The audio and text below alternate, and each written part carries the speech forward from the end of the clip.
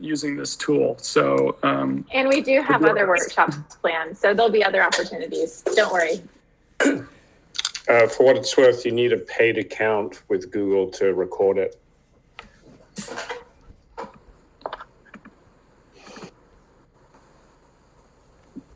Okay. Yeah, we'll give people just a few more minutes, I guess.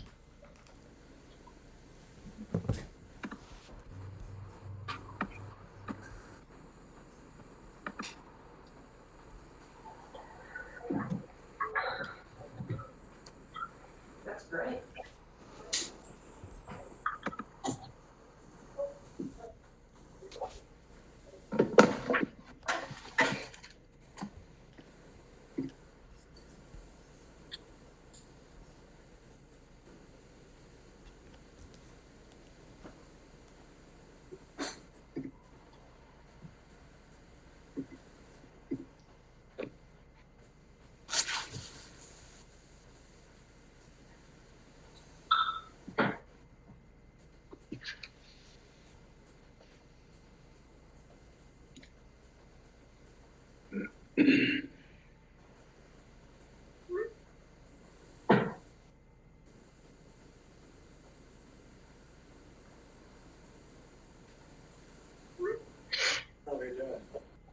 They're still getting started.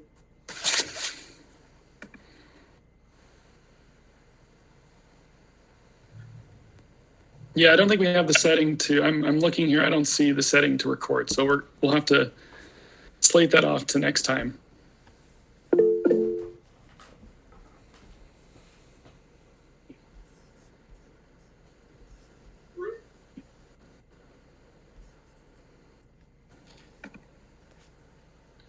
Yeah, thank you to Daniel for that intel about the recording.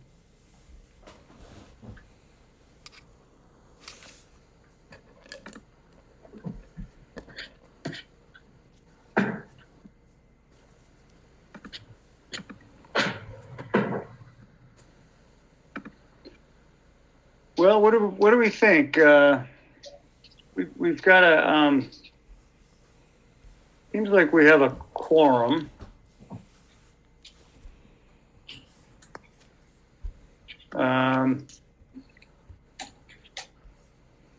So to kind of outline the process, someone asked about an agenda, and I think it's a pretty basic agenda tonight. We basically want to regroup after the last meeting and essentially start over the way that we would like to proceed.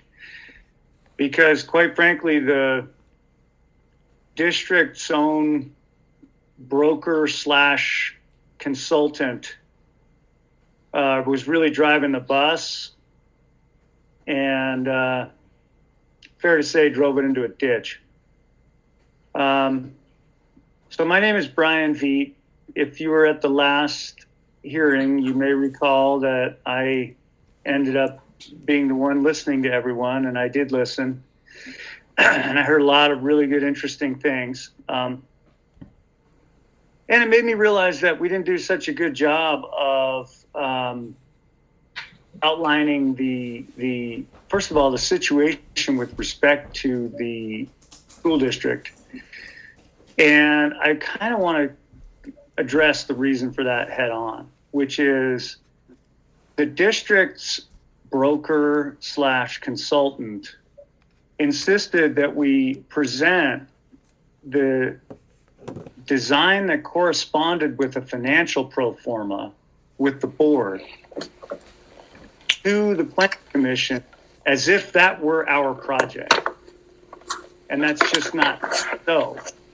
And that's why that meeting caught us so flat-footed, because what we were trying to do was show the board what the financial prospects would look like for a certain kind of project, and then given that, proceed with the planning commission and the community to come up with a project that would be feasible.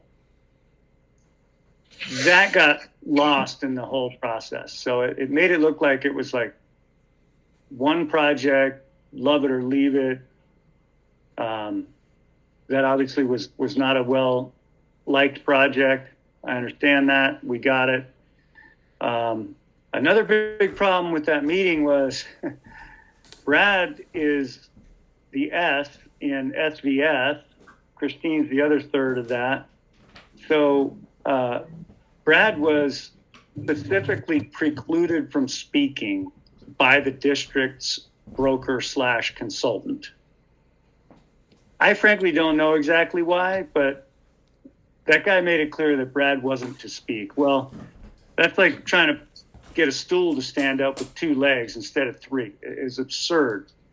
So we didn't have anyone up there who could address many of these planning and zoning issues.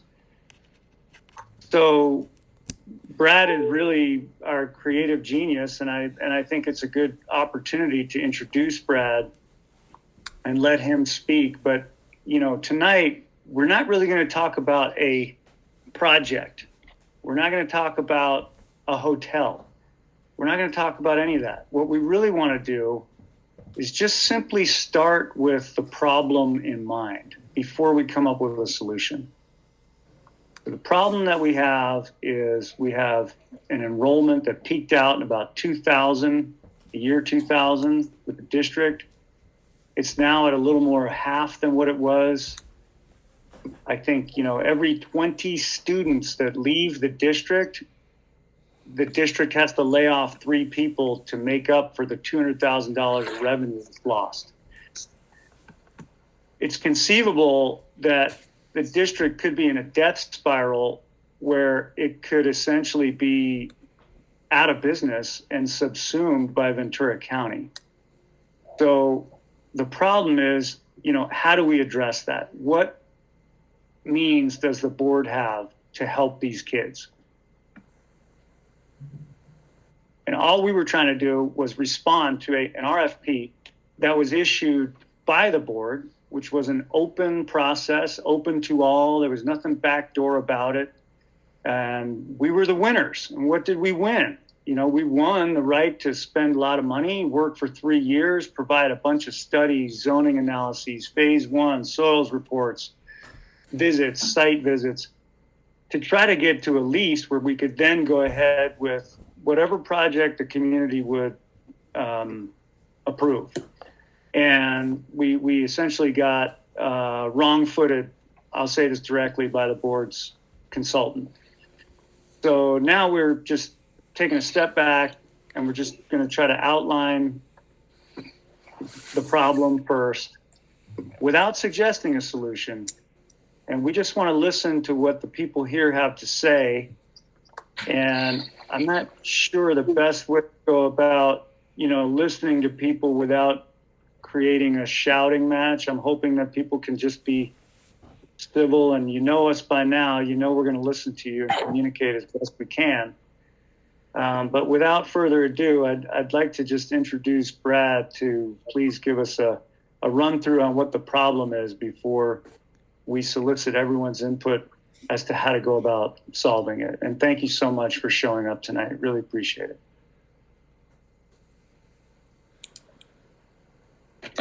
Thanks, Brian. Appreciate that. I am going to do my best here to manage a presentation while also letting more people in who want to come in. So just bear with me on the technical side. I think, you know, I can't believe we're still doing this remotely, but I think we'll just do the best we can. So let me see if I can share my screen here, and I'm going to just kind of take you guys through just a really brief presentation and kind of really to whet the palate for hopefully a good discussion so that we can listen really to what you guys have to say, because that's really ultimately what we're here for. Someone is raising their hand. I just had a question because I'm new to this process. And so we have a quorum of board members from the Ojai Unified School District tonight. Is that correct? I'm not aware of that. I'm not, as far as I know, I'm aware of it. Well, this isn't an official meeting. Nope. This is a developer meeting. This is not an official public hearing in any capacity. This is us being fellow citizens looking for input, feedback, and just a all around constructive conversation about what is in So store. Bradley, are you with the city or do you represent the developer? We Christine Overacre, Brian Veet, and myself are the three partners in the development team. We have some other consultants online as well, but we are the development team. Okay, so you are the people who answered the RFP. And we're awarded the RFP. Oh, you were awarded it. Mm-hmm. When did that happen? I'm sorry, I'm behind.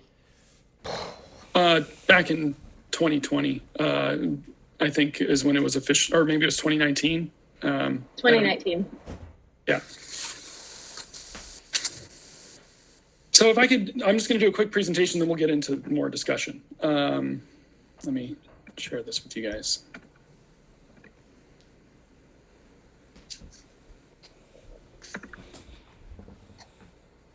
Can everyone see my screen? Yes. I'll assume that's a yes. Okay.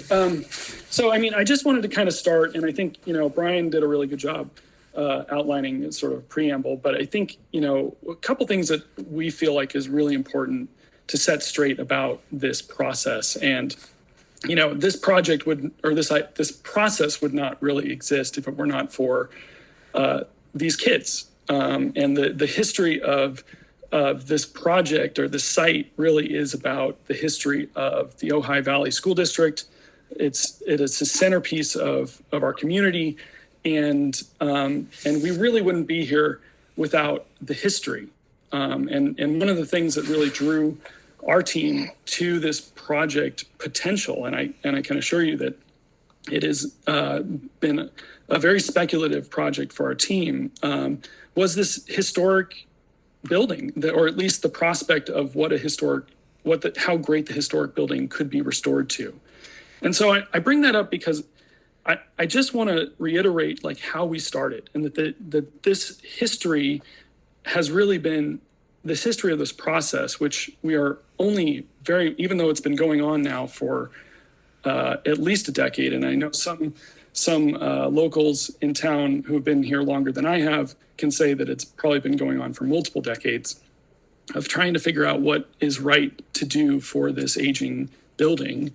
But we're still at the starting line. We're still at the very beginning. And I just want to remind people that this is the very start. And tonight, we can think of tonight as a blank slate and our first meeting, hopefully.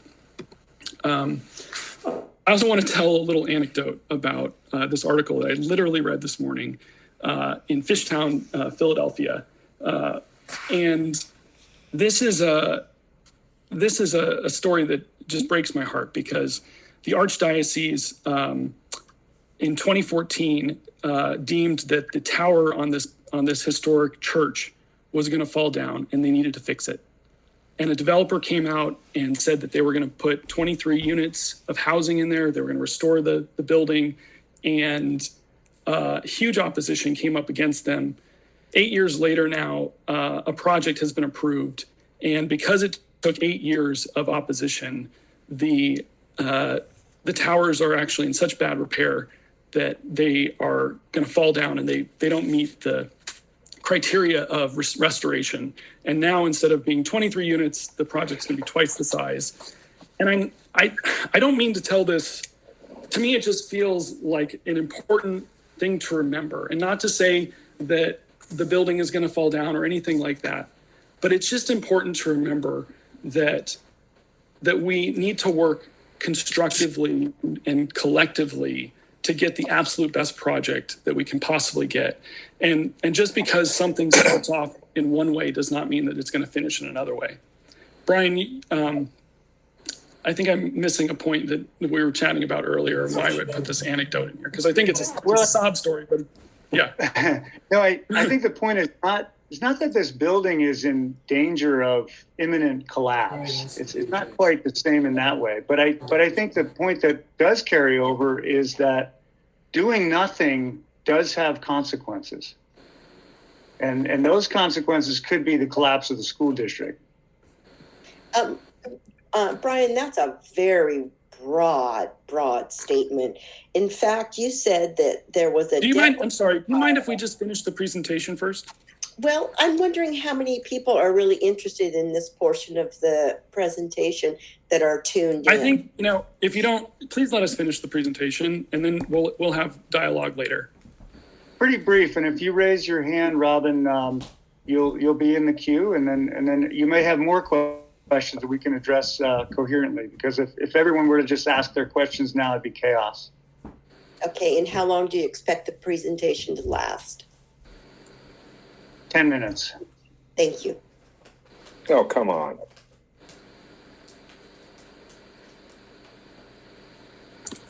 Okay. So just to reiterate, here's how we came at this project. To restore the bell tower, to improve Ojai's curb appeal, to create public gathering areas, improve the skate park area, and create sustained revenue for OUSD. These are the redevelopment goals that we set forth in our response to the RFP. Just as a kind of a reminder of what that was and what the ambition of this project is, in a list of programmatic ideas, we would see a restaurant cafe, a retail plaza, a community event center, the park and ride to be sustained, the skate park to be sustained as well as improved, a youth activity center, administration buildings, parking, gardens, residential housing, wellness spa and treatment center, event courtyard, hotel pool, restored historic bell tower, and community gardens. This is one of the slides that didn't make it into our meeting that we really wanted to share also with everyone, which is that, the existing land use is vastly industrial and unimproved land. And given the location being in the center of downtown, this reiterates our point of that we can't do nothing. And the existing use as a vehicle storage area and bus yard, and with only very minimal existing structures that are in bad repair, our intention was to vastly propose a project that's mostly gardens and open space. And I think that somehow was lost in this initial discussion. And then this is another thing that, for us, this is why we're doing this, because, the district would not have put out the public request had they not needed to make some changes, significant changes. The college readiness score, according to US News, is 17.6 out of 100. This is not a trivial issue. This is not a kick it down the road issue for the district. And that's why they put it out. And that's why they've selected us to try to find one possible way to solve, or at least help solve, their critical challenges. And, we saw this as being a really sort of critical bookend too, to our town. It's not just about the district, it's about the community. And that's why we're here tonight, is to engage you guys all and to have a constructive discussion about what a project on that site would mean for the arcade and for, our lovely little town. Whoa! But I'd like to just finish on this one point, which is the pro forma presented to the Planning Commission was a financial code analysis of the highest possible financial benefit for the district. SVS DEV did not propose this pro forma as an eventual project, and the district's broker consultant insisted it be presented to the Planning Commission prematurely. This broker consultant has prevented direct communication with the board, with the city, and with the community. That's why this is the first time you guys are hearing this. So what are our next steps? And what I would say is the next steps are many, many more meetings. We do not intend to get everything sorted out tonight. I don't think we'll get anything sorted out tonight, but we want to start the conversation with you all. This is the beginning. We need your involvement, and we're willing to listen, and we want to hear what you guys have to say. Cool. Thanks, Brad. That's really it. So I think with that, we'd like to turn it over to people, but I can see from the comments that for whatever reason, people don't believe us when we say it's a blank slate. Look, if the people don't want a hotel, you don't have to have a hotel. We're not pushing for a hotel. I guess the way I would explain it is you have to give the school district some framing of what the revenues could be. This property belongs to the district. They have to develop it in order to make money for the district. What's the best way to do that? We're here to talk about that. Initially, there was a hotel discussed. It seems like from the last meeting that people don't want a hotel. So I don't know why you don't believe me when you say, you know what? If the project doesn't end up with a hotel, that's fine. So we're going to go with the hand raise queue, and I think the first person that raised their hand was Emerson Katz. So if Emerson Katz would like to take the stage, and then we have Andra, and then we have Stephen Weed, and so forth. Hi, this is Emerson, or not Emerson. I'm using somebody else's Gmail account to log in. A couple questions. And who are you? My actual name is Ron Gordon. I'm a 40-year Ojai resident. There you go. My 3 children went through Ojai schools, and I feel very fortunate to live here. A couple things is, do you guys have a plan B? Is there anything you're going to be submitting to the school board within the next couple of weeks as far as a different plan? That's a good question. We don't have anything specific that we're going to submit in the next few weeks. Okay. All right. And what is the name of the broker who prevented interaction with the community? I can't believe that what's that? Yeah, I agree. No, go on. Sorry. Yeah. I can't believe that you guys could not have reached out to the community and were barred by some process through this, your exclusive right to negotiate, that you couldn't deal with the community. How did that work? I guess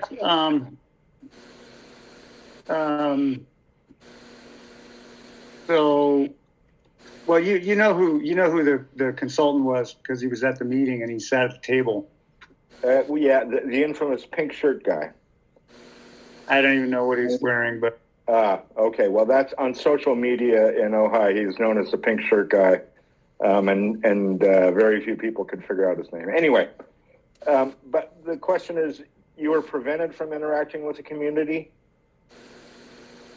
Brad was no. I can address that too. So Brad was prevented from speaking at the meeting at the last minute. That's what was so crippling. Secondly, we never planned to have that meeting. That was forced on us by this guy telling us that we had to do that or else. And we never wanted to do that because we were going to have a whole different approach where we go to the community. And there's a problem of order here. The order is not that we wanted to come up with a project and give it to the community. We wanted to go to the community and continue the process that we started in 2019 and say, what does this community want? And we thought we were off to a good start, and then we put that on hold until we got a lease done, and then we're going to come back and get a project. So that got forced out of proper order by the board. The board had a procedure that we followed. The board had a request for proposal that we followed. The board had an exclusive right to negotiate every single thing of what we did. So what we would like to do is start the process over, and let's find out if this community wants anything on this site. And I guess what I would say is, you know what, you don't need the community and you don't need us to build whatever the property could sustain legally without rezoning. Okay, second to last question. One of the board trustees, Ruff, did publish an editorial in the Ojai newspaper and kind of broke down the fact that any financial benefit to the school district be roughly 1% or so of the total budget. I guess my question is, for 1% of a total budget would be, that is what, $30 million? Is this worth it? That's my question of the community. You know, are there other ways to provide the school district with the funds that are needed to save it, whether through a bond issue to redo the structure at 414 East Ojai, or, you know, those are things I think should be discussed as to whether, you know, this project is financially worth it to the city of Ojai and the community of Ojai. Okay, absolutely. We'll take that head on. First of all, bond issue is completely outside of our bailiwick. If the people of Ojai want to tax themselves to pay for kids to go to school, that's awesome. Both my parents are school teachers. Okay, that'd be great. But I don't see that happening. But that's not what we're here to talk about tonight, because that's a school board issue. Right. I realize that. I just wanted to throw it out there. Yeah. And the numbers are citing completely false. The 1% is false. False. Again, yeah. All of that is false. So the way board that trustee is giving the community false information. That is actually, it's, you know, the issue there is that it's very, very outdated information. Those numbers have been updated Can you provide those over the last website? Well, no, because we're in an exclusive right to negotiate a lease, and the exclusive part is supposed to keep it exclusive until it's done. You can't ask the baby to crawl, you know, before the baby's even born. I'd like to back up a second. One of the developers just said that the board trustees' numbers are false. Well, and yes, I think the community would like to understand why you think those numbers are not good. If you could do an analysis, put it on your website, and assure the community that your facts are better than a board trustees, I think that would be really appreciated. Okay. What's interesting is that the board trustee has the same information. I mean, it's just outdated information that was shared. I imagine it's an oversight. Yeah, okay. And the thing who has updated information? Yeah, as I say, we have an exclusive right to negotiate, right? So once we realize that, then the lease will be published, and you'll see the actual numbers. When is that? Can I just, I need to chime in here. I'm moderating this. I need to make sure that we're not talking over each other. So if you ask us a question, you need to give us enough time to respond to it. Okay, it might be that Google Meet has serious time lags occasionally. I apologize. Okay. In any case, what I would say is, when the lease comes out, I guarantee you will see what the district would make from a project. I guarantee you would see this is not a get-rich-quick scheme for this developer. I don't know how else to put it to you. You'll see that when the lease comes out. So that's all I can tell you. It's what I can talk to is the structural nature of what the RFP outlined and what our response was, which is that it is a long-term lease.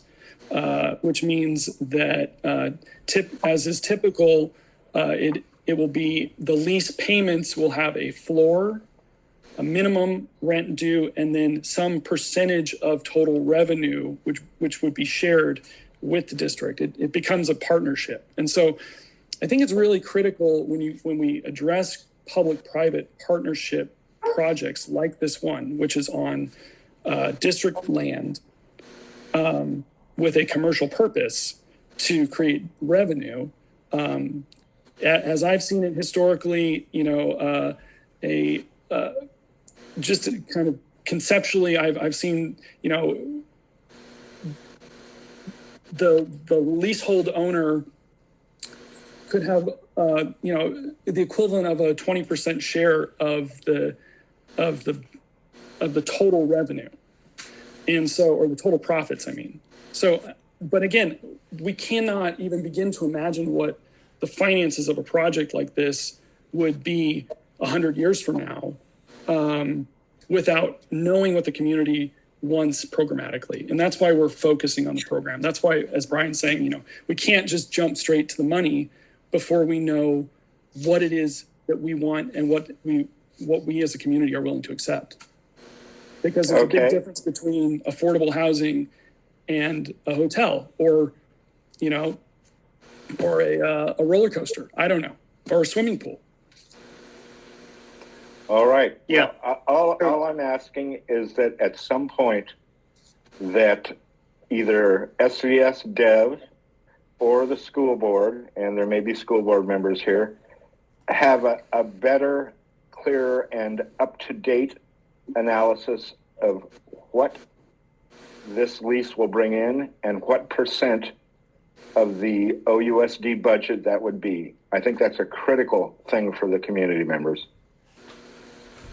Agreed. And what I would say is this follows a pretty standard practice for this kind of thing. The lease terms that are being discussed are just completely right over the middle of the plate in terms of what districts normally do.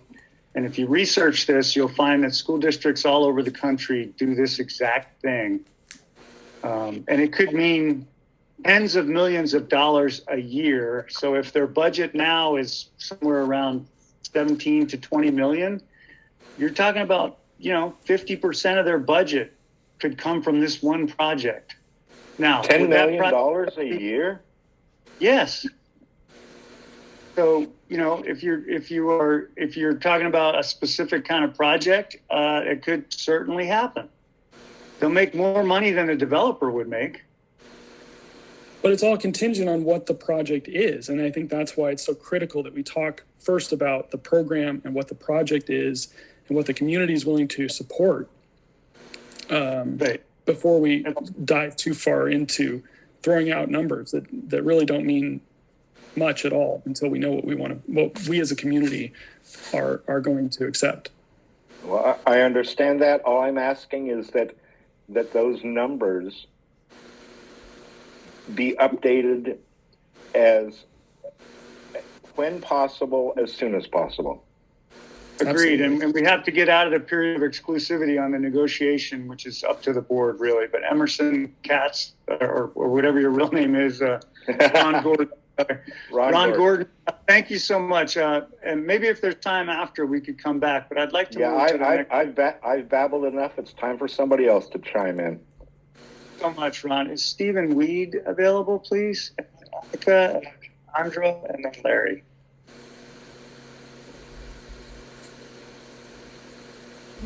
Stephen Weed, are you there? Yeah.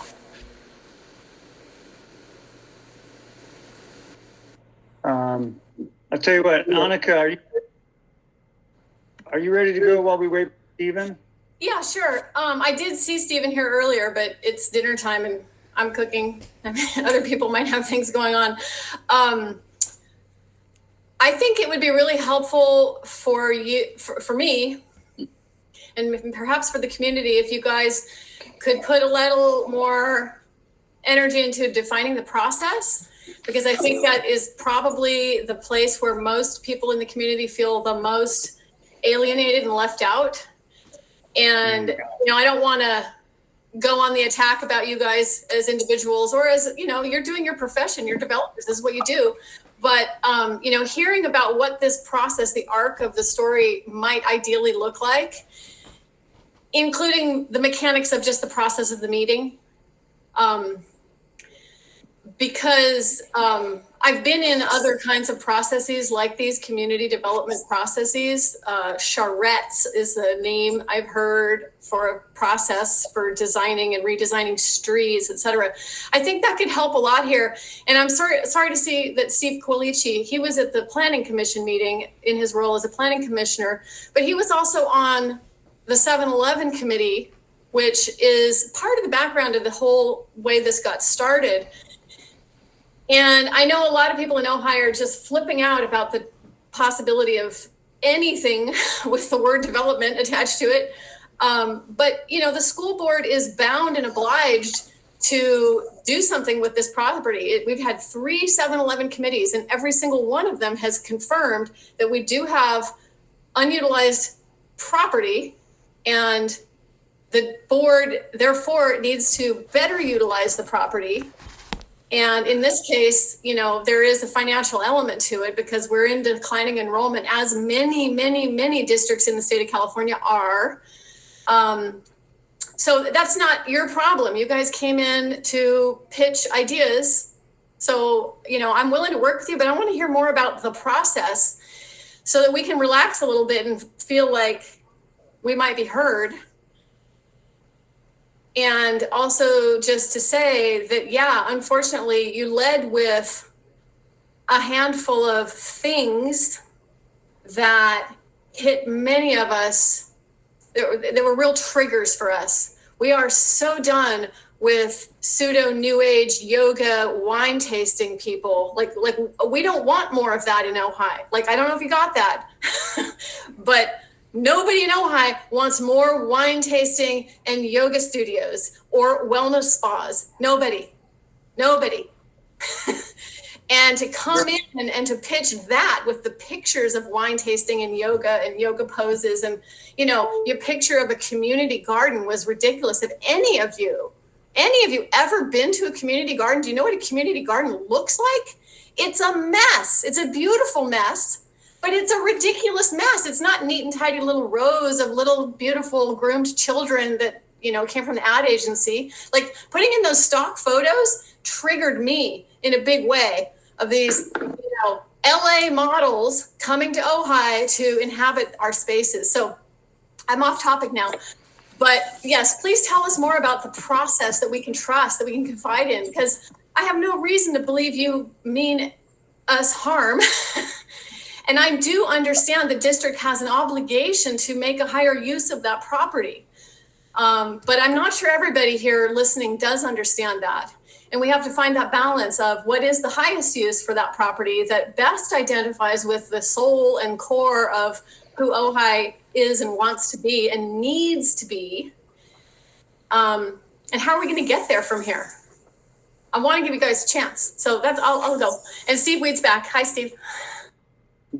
Well, we'll let Steve go next. Annika, that is great input. And frankly, that's exactly what we would be after. We would love to talk to more people like you. And, you know, Ojai, it doesn't have a unified voice. So you will have people that may want something different. But I agree with you that by and large, people don't seem to want more of those things that you described. And the process to me would be, we get a lease that's flexible enough to accommodate whatever use the Planning Commission and the people of Ojai would want to get approved. And there's a number of different paths that it could go down, but one way that it could go down is we start to have a bunch of community meetings, and maybe we set a number. Maybe it's 12 meetings where we're going to just constantly meet with people and have charrettes and get ideas about what the community needs that can also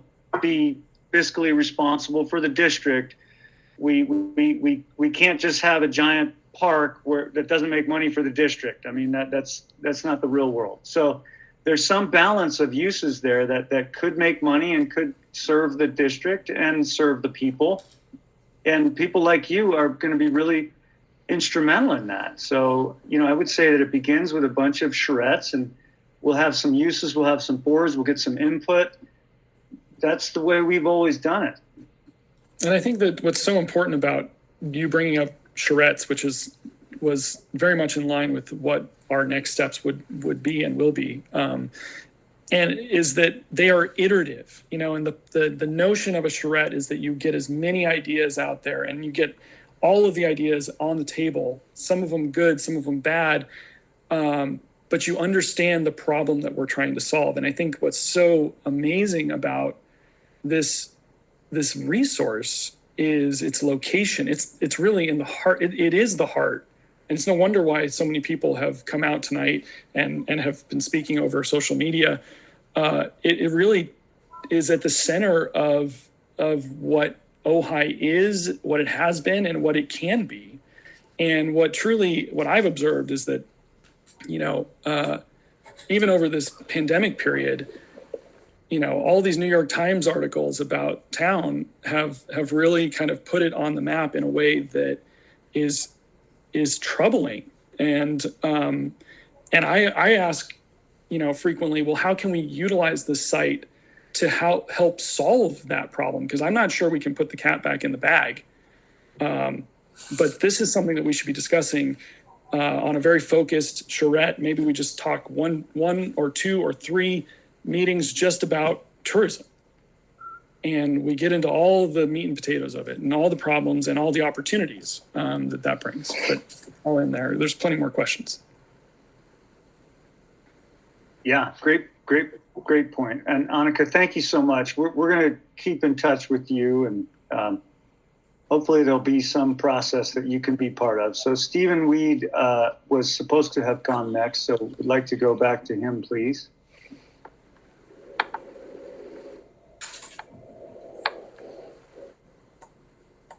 So is Hey, that Steve. me? Oh, yeah, we see you there. Okay. Yeah. Pardon me, this is just an aside. I'm so used to Zoom working in districts and stuff, and here we are on Google Meet. Now, where's the stupid mute button? I have the same problem. No worries. Annika, I don't get out much. Thanks for the hi. So I just have kind of a brain dump right now. I don't have anything particular to contribute. I think Annika and other people have spoken to the fact that the process has been lacking, and I'm not going to belabor that. You know, for whatever it is, here we are. I guess that my first thought is, you know, I've only been in the Valley for 12 years, so that doesn't give me the chops that some other people do, but sometimes having that outside perspective actually is helpful. At least I found that to be true. The first thing that I would like to say is that if you look at this piece of property, this important piece of property, as the end-all be-all, we're really missing the boat, okay? And I've made this point before. If you stand on most places in the district office and you throw a rock across the skateboard park, you get a building that has been a blighted property for as long as I've been in town.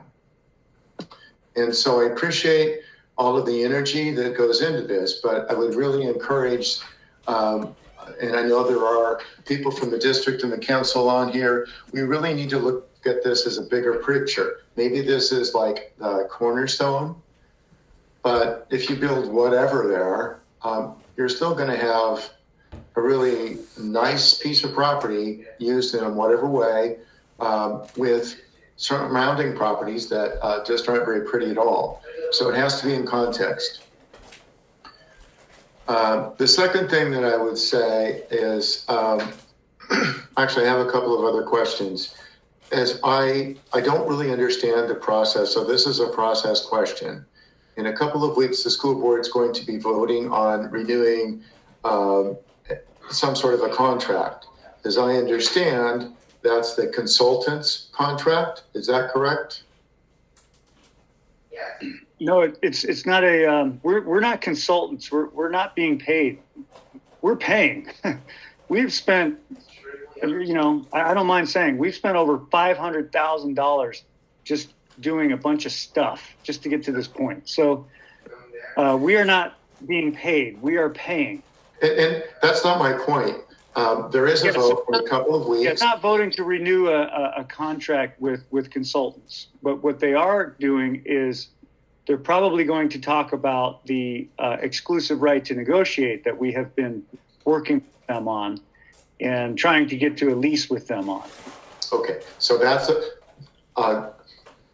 a decision on the relationship between you and the school board. Is that correct? It's the exclusive right to negotiate, and that's what's being voted on. Okay. Yeah. All right, I appreciate that.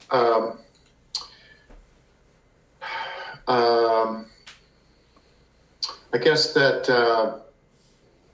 the other thing that I want to say, just as an aside, is, I've spoken with at least one person who at one point was on the school board, and I said, hey, our district's got some challenges, and I know there's a lot of civic pride here, but we really have a challenging financial future.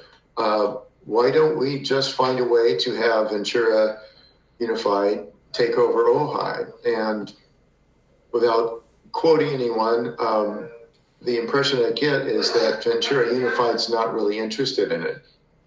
So I'm not trying to scare anybody, but this is a real challenge for us as a small district. And there's hundreds, if not thousands, of smaller districts around the country that face this same dilemma, especially with the current challenges that we have here in California. So the follow-up that I would have to that is,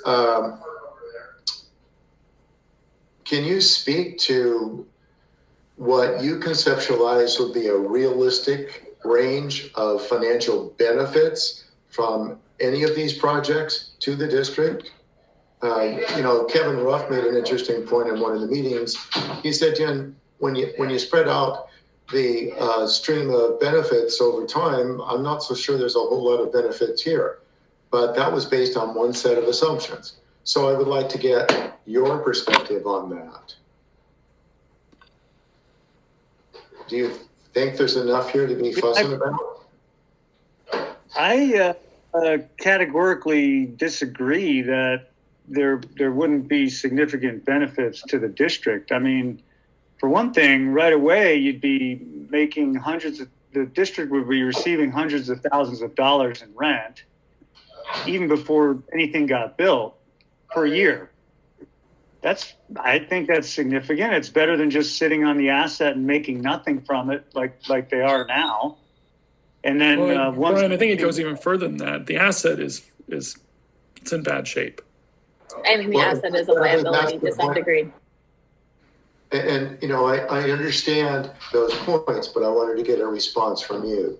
From my perspective, you've got a $21 million annual budget for the district. If you bring in an extra $300,000, well, that's good, but that's not going to save the district. So I want to have that context. And secondly, to Bradley's point, we've got a lot of Measure J, a lot of Measure K funds right now. Do we really want to spend them on buildings that we're not going to use anyway?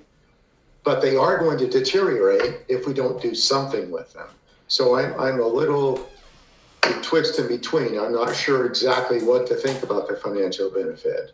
But I do agree that you have to think about what you're going to do with it and not just assume that you can keep it exactly the same at perpetuity.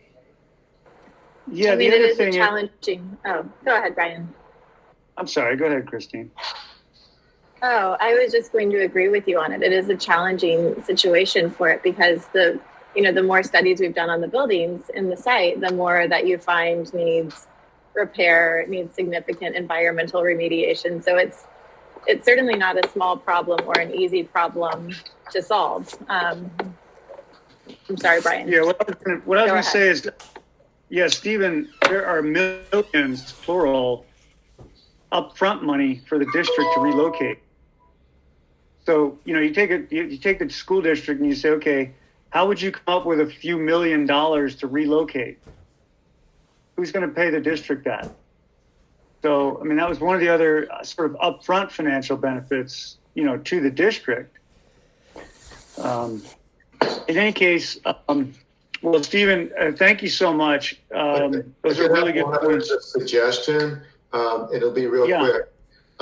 So the way that we've kind of envisioned this right now is a variety of different uses. Some would be revenue generating and some not so much. And the revenue generating thing is focused on, hotels and perhaps some other things. But is there a possibility that there could be a use that would involve a public-private partnership or perhaps finding a government tenant to occupy some of the buildings? That's a steadier stream and it's certainly less controversial.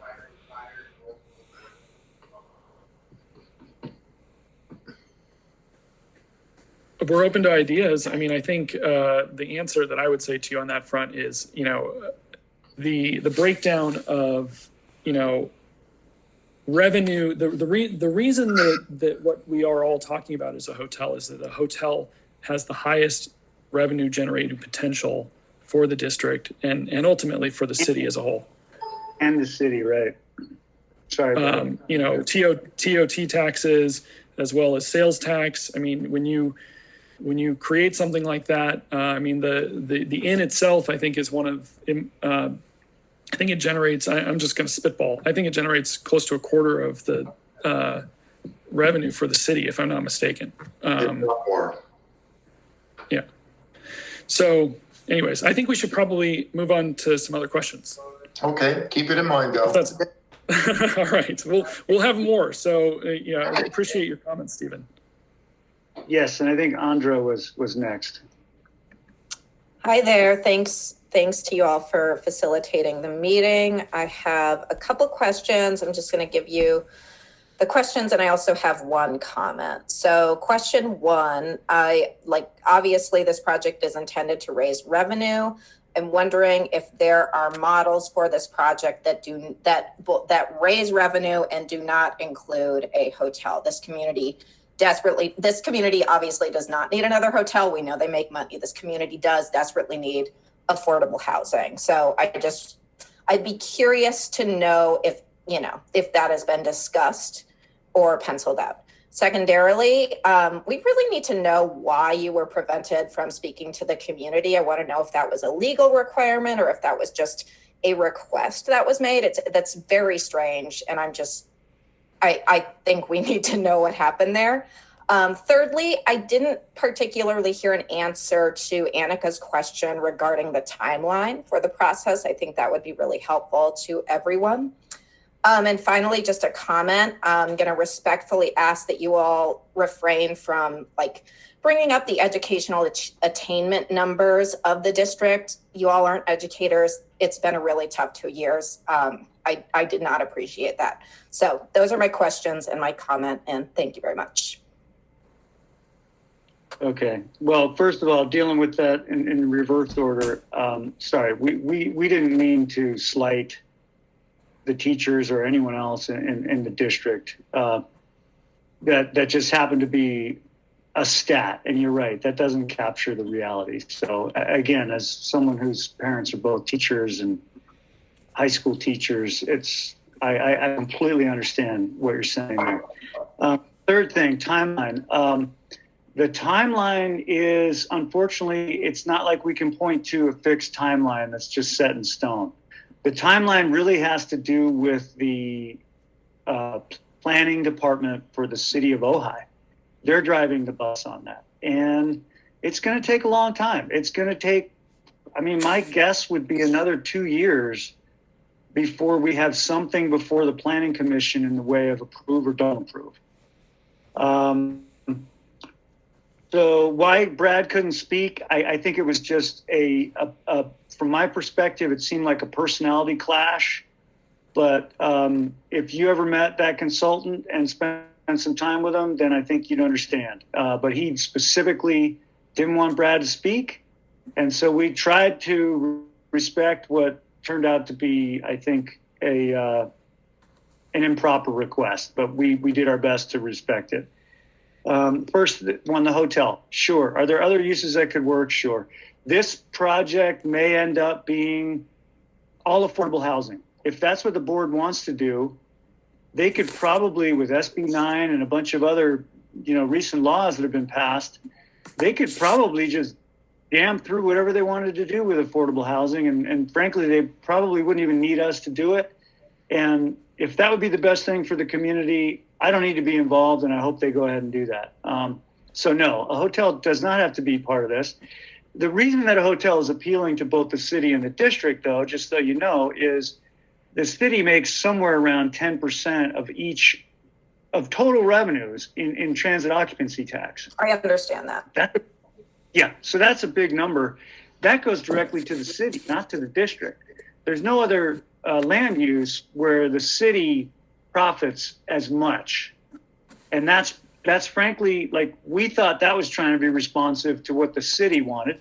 Now we know that that's not what people want. And we do not have to have a hotel. We don't have to have any hotel. So I don't even want to talk about a hotel. It's whatever would be amenable to the people of Ojai and the planning department. And we don't have to have a hotel. Let me thank you for that, Brian. I really appreciate those responses.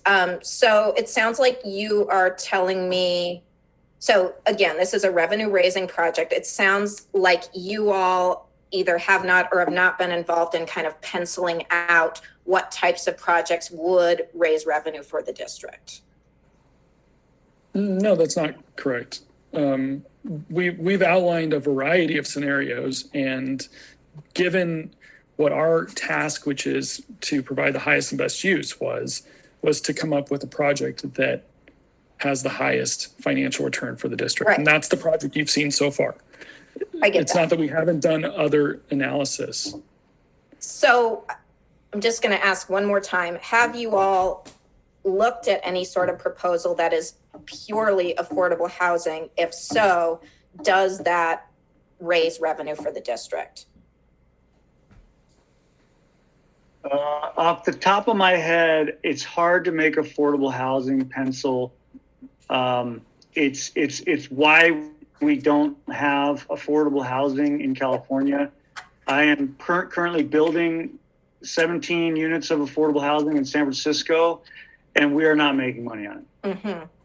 So it's very hard to make money from affordable housing unless you have some kind of state subsidy, or it's effectively the provenance of charities to provide it. Swords to Plowshares is one group. There's a few groups, and they get state grants, and they can buy the housing and sort of make it break even for a developer, but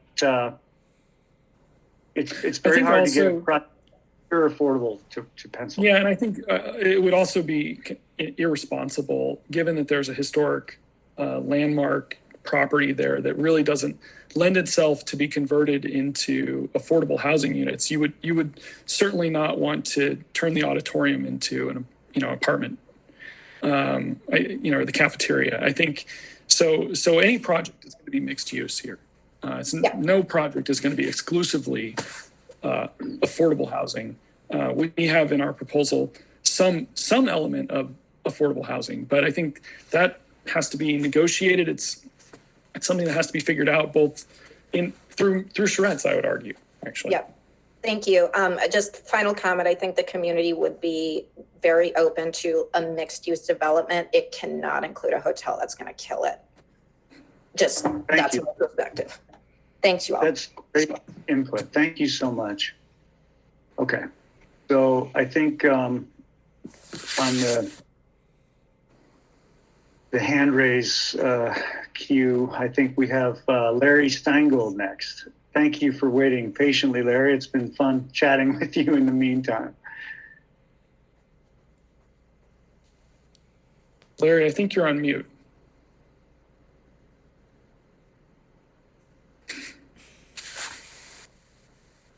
Okay, Larry may come back. We'll come back to him. I think that the next person we have in line is B. Clark.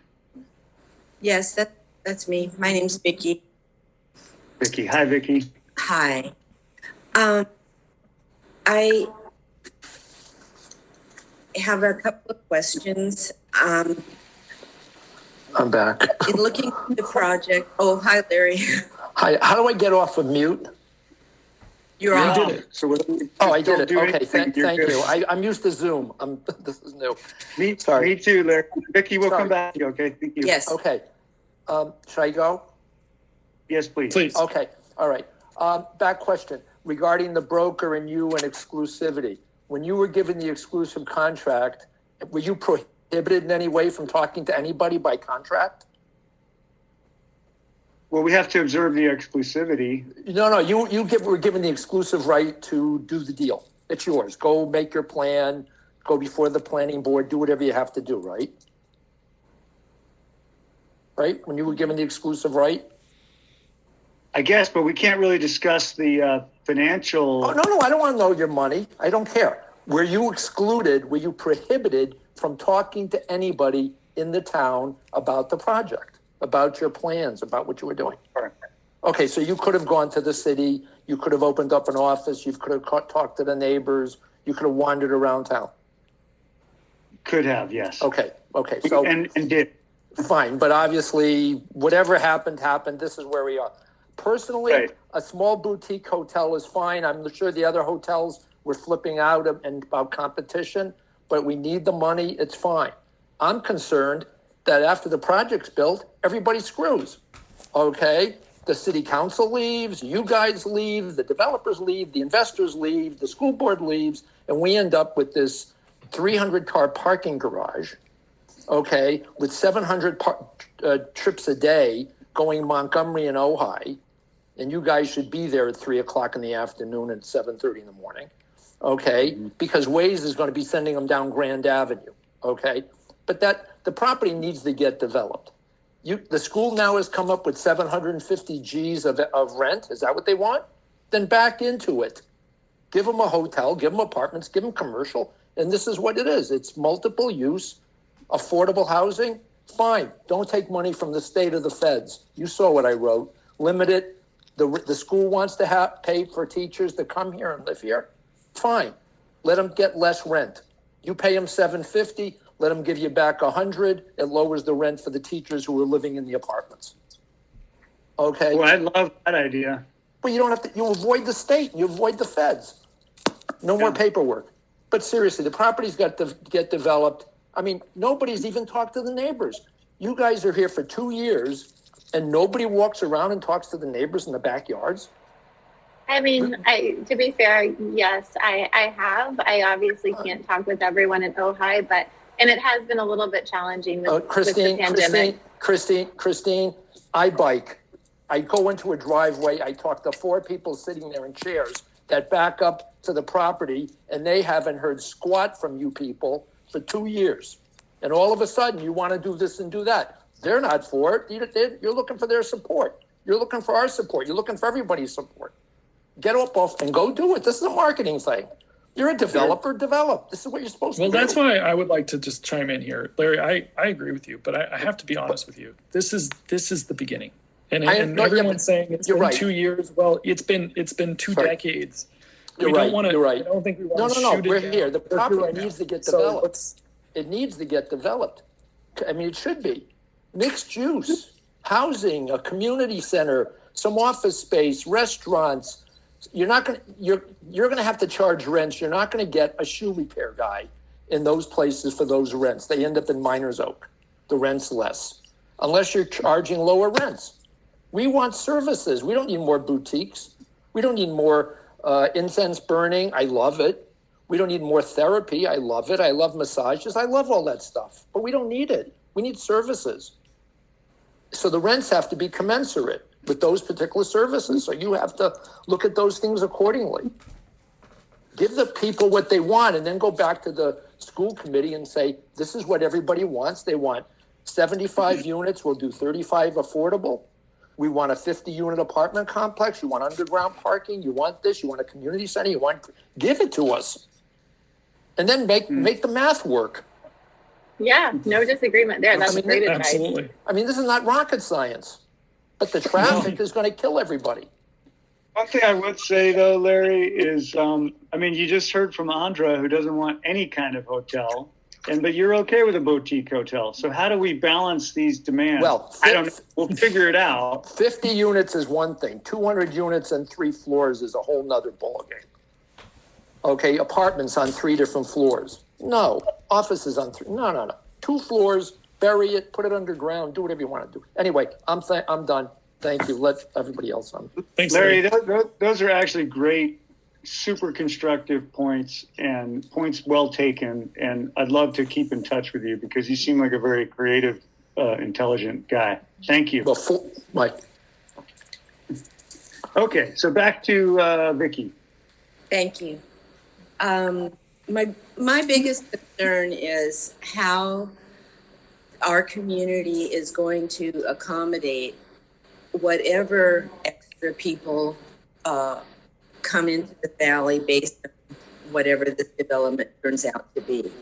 I've lived in the valley for 40 years, and I've seen all the roads closed off during floods and fires. I've seen emergency evacuations that lasted hours to get people safely out of the valley, and water. Just water. If I'm collecting my dishwater now, what kind of water supply am I going to have when there's a hotel with multiple guests coming in day and night and night after night after night? I really need to see some sustainable feasibility built into the plan. It's frightening to me to think of that many more people in the case of some kind of an emergency, fire, flood, whatever. And I totally agree with Larry Jeffrey, that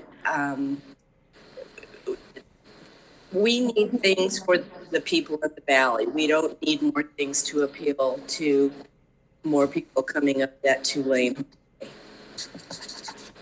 And is there a meeting place of the highest revenue being generated for the school district and the highest quality of life for the residents of the city of Ojai? Okay, so thank you, Vicky. You covered quite a bit of ground there. With respect to sustainable, I have a couple comments, and the team might have more. The first is I'm really on the bleeding edge of fire protection. I am a licensed installer of Aircrete, which is a fireproof installation. You can Google it. It's totally green. It is inert. It's non-toxic. You can eat it. It absorbs more CO2 over its lifetime. It gives you a 4-hour fire rating. It's totally amazing stuff. Aircrete, go look it up. In terms of fire. So ironically, the newer buildings are actually better at surviving fire than the older buildings were, especially the buildings that I built. The second thing is with respect to water use, again, what you'll find is newer construction can do things like gray water reclaiming and other things that older construction can't. So newer construction tends to be a lot more energy efficient and a lot more sustainable. So there is a third thing too, which is there's a historic use to this property as a school. So way back when, this school used a fair bit of water. So, would the ongoing use of the property exceed that? I don't know. And it's certainly something we're going to look into, and it's something we addressed in our RFP. Brad, do you have anything more to talk about, or Christine, do you have anything more about sustainability before I get to the other two issues that Vicky brought up? Sure, I'd be happy to jump in, but Brad, if you have something. Go ahead, please. Yeah, I think the flip side to sustainability that I think is worth touching on here. So I'm a WELL certified professional, and so that means that just as LEED is all about creating healthy buildings for the environment, well is about creating healthy buildings for the people that inhabit them. And when you look at the state of this building, just from the initial studies that we've done, it's really a building that's in need of significant repairs in that regard. And I think it's an exciting opportunity to think about how can we not only build the best thing for the environment, but how can we build the best thing for the people who are going to be in that environment as well. So just to piggyback on that question around sustainability. And I would say too that, you know, these are all critical points that she's brought up, and you know, issues that need to be resolved creatively, and just saying no to a project because these problems exist for our community is not a good way to solve the problem for future generations. And I think water is a critical concern. We're well aware of it. We don't have the answer exactly yet. We have some strategies that we're going to approach on it.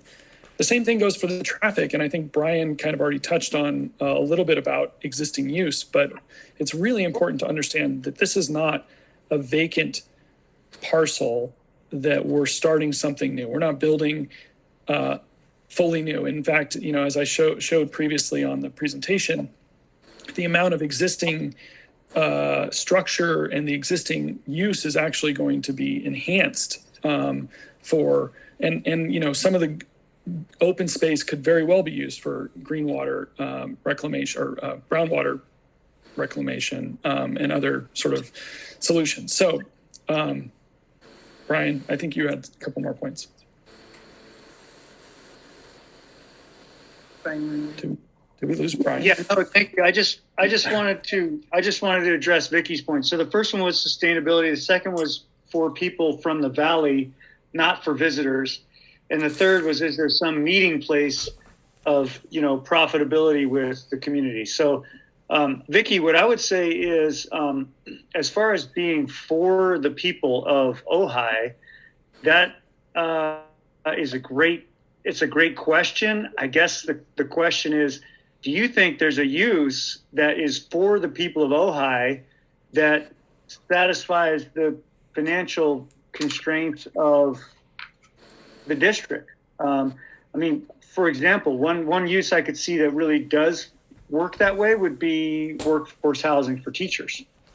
That seems to be a great use. Obviously, I don't think you could have a project that was all workforce housing because it's not going to be profitable for the district. And, you know, I think it brings up another point, which I'm very sensitive to, which is, you know, Ojai is like a lot of towns, especially in California, where you have a bunch of elite rich people, and then you have a bunch of working poor people. And this project is not going to solve that. And you have a town that's predicated to a large extent on tourism, and that's not really viable and feasible for many of the people in the town. They object to that. They don't want more tourism. And that's also happening with a lot of beautiful places in California. Again, I don't think this one project is going to solve that dynamic. I agree with you. Minimize it. Yeah. I agree with you, and I'm not saying that we shouldn't do anything. I clearly don't have the answer, but I think that those variables need to be considered. And I think I didn't make myself completely clear on the issues of sustainability, which I appreciate your expertise and that information about ways that the property will be enhanced. But I'm also concerned about safety. We have had times when the valley was completely closed off. And we've had times when the entire valley was threatened by fire and people couldn't get out. So I'm just concerned about the volume of people and traffic and all the trappings of what the bad proposal would have brought to it. And I think those things need to be absolutely considered in any new proposal. Okay, fair enough. Yeah. I think that the third point you mentioned was, you wondered if there's a kind of meeting place of revenues and quality of life. And I think that's what the whole planning process is designed to solve for. I'm a former planning commissioner myself, so I've certainly sat through my fair share of meetings where we've had a lot of people with differing opinions and that get together and try to come up with something that works the best, for everybody. And I don't know how else to describe this process. It's certainly not a process that's going to make everyone happy. Well, if it can make most of the people happy, that'd be great.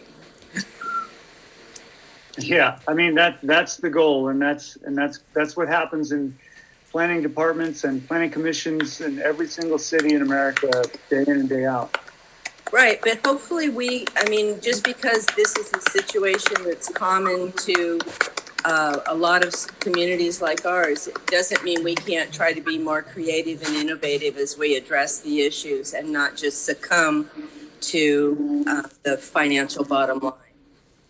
Yeah, agreed. So what do you think is the way we could be more innovative on that one?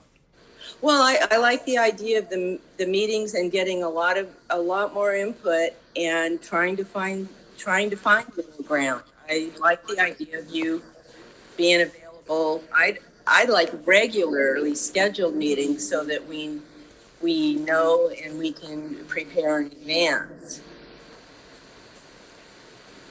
I think there has to be compromise.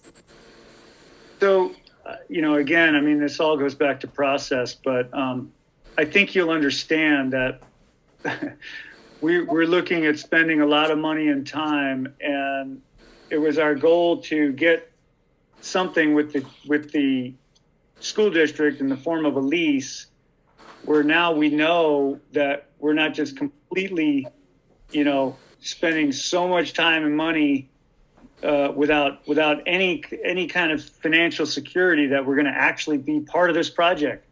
Even now, we may not be part of this project.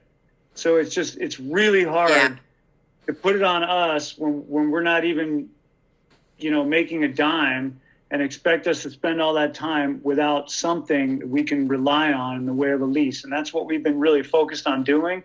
Yeah. And that's what that's why we approached it in that way. Okay, well, I do want to try to get to all these great people who have their hands up, and I guess the next person in line here is Bill Miley. Oh, good. Bill's always good. And Bill may need some help. Can you hear me? I think you can hear me. We can hear. Yep. Okay, good. My family and I have lived here for 53 years. So we were able to buy houses in 1968 for $22,000. We should have bought a whole bunch, but we didn't. Okay. I have 2 points. One has to do with the details of the proposal that you presented last month. And of course, lots of comments were made about that. So my thoughts are no hotel. We don't need another hotel. The affordability for the rentals, you had 15%, which kind of was a joke. It needs to be 100% affordable for teachers and support staff, and then 100% affordable units for families who can't afford to live here, who have children, who would go to the school. And you mentioned that the school district wants to have an income, and I know about that. But they've never, in the last few years, said how much. And now I've heard 750,000. I heard 250. But the real big problem is they don't have young families with kids to go to their school. So they need to support that. And that's one of the things that needs to be on this site. Also, an artist center, you mentioned that in your email on the 2nd of January, as well as a community center that could be used for multiple purposes, including special school district classes, education classes, etc., and community meetings, weddings, conferences, and such, which we don't have here in the family, in Ojai. But I would suggest that there's a question about how much we can trust you. Your first meeting, I would suggest that you stumbled a lot, or you ran into a lot of energy coming the opposite direction. And possibly that meeting shouldn't have happened. You should have done the charrettes first and not had that one. So you've generated, in my opinion, a lot of credibility problems right now. So I'm not sure your company has enough credibility left to lead this relative to trust, to your viewpoint, which seems to be principally business oriented and not necessarily for a small community. It seems to me that one of the major things the school district needs is to have affordable housing for teachers and support staff, and possibly use a partial tax to fund it. Also, affordable housing for families who can afford to live here and raise their kids here and send their kids to school. As I see the process, it's more of a cooperative process, not telling you what we think, what you did in November or in December. You told us what you thought, which was okay from your point of view, but certainly not from my point of view or the community's point of view. So I'm not sure how you can rebuild the credibility. As an example, the way this particular forum was handled didn't work very well. I only found about it. I got the January 2nd email saying, we're going to have it, but we don't know where. And then a friend today sent me an email saying, it's going to happen, Bill.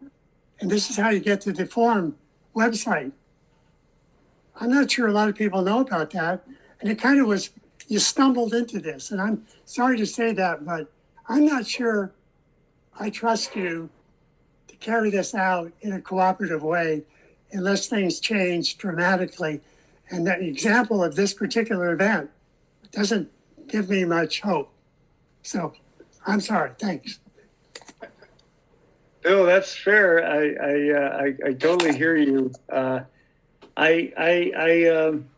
agree with you. We definitely, I feel like we were wrong-footed by trying to present that project as a project to the Planning Commission when that was frankly not our approach. So I don't know what to tell you. It's a little hard there because our hands were tied. We vehemently objected to having that meeting in that manner, and we were told to do it. So, I'm not the emperor of the world, and I don't get to just have my say. So I didn't get to call the shots on that one. And you're right. We if we're going to be successful, we're going to have to do what we're doing now over and over again for the next few years and try to build support in this community and get to a project that, I'll put it this way, offends the least people and satisfies that meeting of the community needs and the district needs. The only way.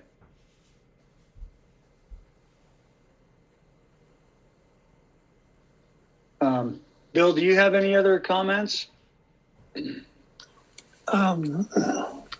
Well, I think we need to look at the issue of the arcade and not have a new development in the Ojai Square, town square, replace it as the main focus of Ojai.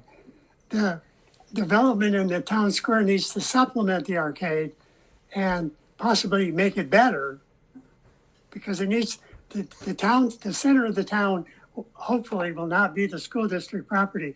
It will be the whole town with the arcade kind of it's kind of like me, I'm 89 and the arcade is probably 110 and still needs to be alive and valued. So I guess that would be my summary. Thanks. Bill, can I thank you for bringing that up, because I think so much of this has been about questioning the process and questioning the program, and I think one of the things that I'm passionate about is the design, and I think you're right on in sort of we need to have discussions about the design and creating a space that embraces Libby Park and the arcade and the post office and finds a way to sort of pull this community together. And I it really just sort of, it breaks my heart that this project seems to be pulling our community apart, but it really should be pulling it together. Well, sure, we don't want the community to pull apart, but I think one of the important things is that this is property that was purchased using taxpayer money a long time ago, and it should really remain in the public vein. It should be owned and operated by the public through the school district. And I'm not sure having a long-term lease with a developer to pay them so much or to have them take so much of a revenue every year is a good way to go.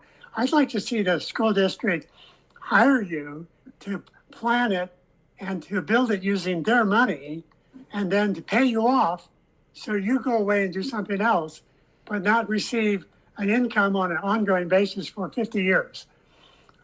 It needs to remain in the public arena, owned by the public and benefited for the public, and not to pay off an obligation over 50 years. So I think it needs to be redesigned as to how the financial part is going to occur. Thanks. Well, Bill, I guess I'm just a little confused by that, because to me, this is the way that the board does maintain public ownership of this property forever. You talked about getting a revenue stream though for years. I heard. Yeah, but they lease the property to someone for a period of time, then they get it back because they own it still, as opposed to say selling it outright, and then they would be sort of making a one-time profit and not have an ongoing revenue. I agree. That's not good. You're right. Well, I think the various options should be looked at before we decide exactly how this is to be built and operated. Yeah. And unfortunately, the board is not really a real estate developer. So, they don't really have the resources to do all of these analyses and studies and spend all this time and spend all this money. I mean, it sounds like in your world, the way the board would do it is the board itself would have on their own staff someone who was capable of doing all this stuff, and they would spend the money on the consultants and everything that you need to do to get a viable project. And the board would hold these community meetings.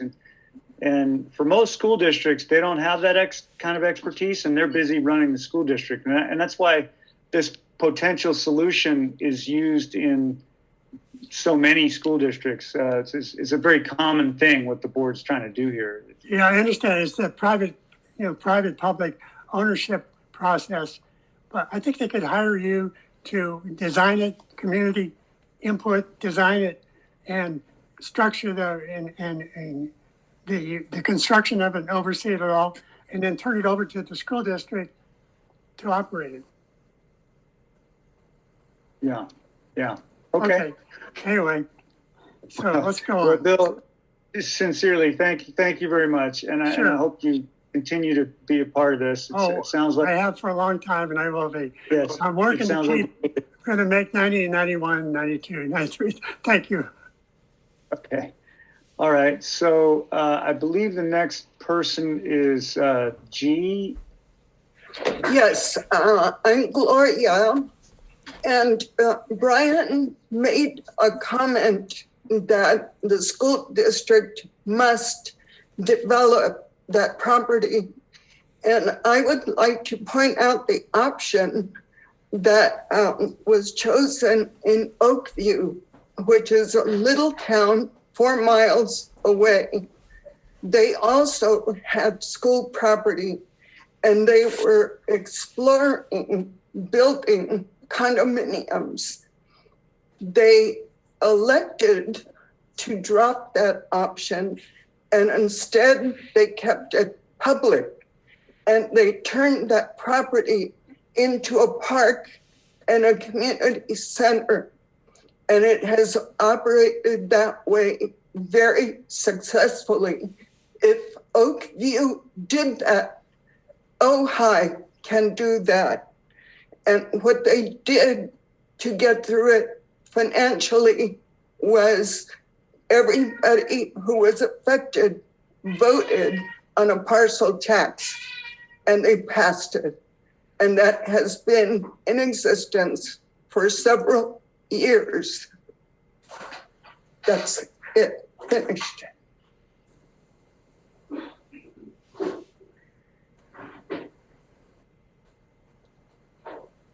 Okay, so yeah, I suppose then what I would suggest there is to Gloria, thank you for that. What I would suggest is to provide that input to the school board and see if they can get a parcel tax instead of developing this this property. That probably would be the way to go there. Yeah, thank you. Okay, the next person would be Douglas Labarr.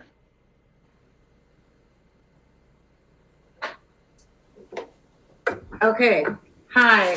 I know I don't look like a Douglas, but I'm on his computer.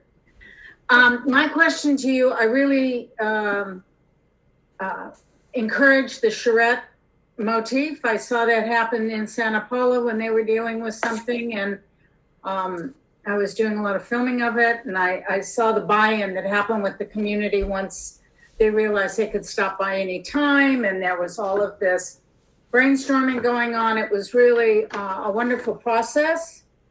And my question to you is, if we have suggestions on the project and ideas that could be thrown into the hat, should we be emailing them to you? Should we be waiting for a charrette? What are the next steps, and how can we help move this along in some way so that you start to catalog a lot of this stuff from the community? Well, tonight is certainly a good start, and we more than welcome emails in particular anytime. That really helps us, and just really appreciate your input. Would you put the email addresses in the chat? Yes. Because I couldn't even find the meeting tonight.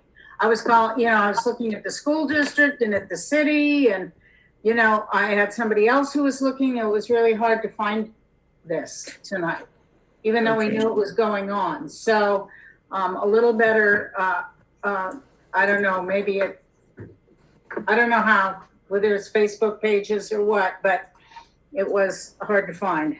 We'll find a way to get the word out better for you. Thanks. So the email address is going up on the chat, yes?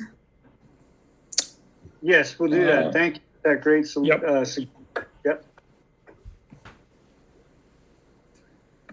Okay, and I think Doug,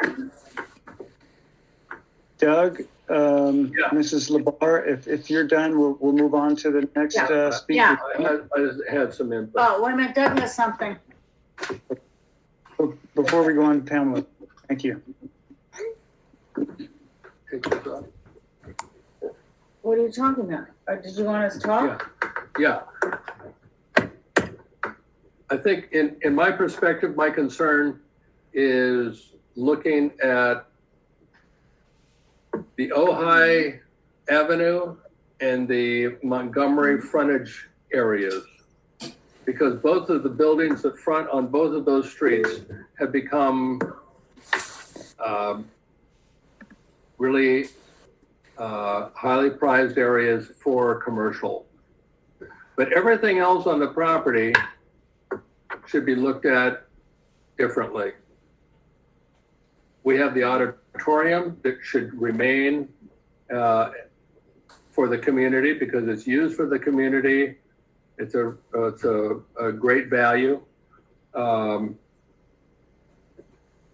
would like to see a public swimming pool in the Ojai Valley, and this property may be able to accommodate that, maybe next to the skate park. Another suggestion may be a solar farm. And the back buildings can continue to be used for the community for different functions. I'm wondering what's going to happen to all the buses and the servicing of the buses, which takes a very large area in the back. And parking, as you know, is a real premium in order to meet the demand for all the commercial interests in the valley, which is a very, very small percentage of the larger community of the valley. So paid parking might be a consideration, Well, just, but that should be in the boiling pot of what do we do about?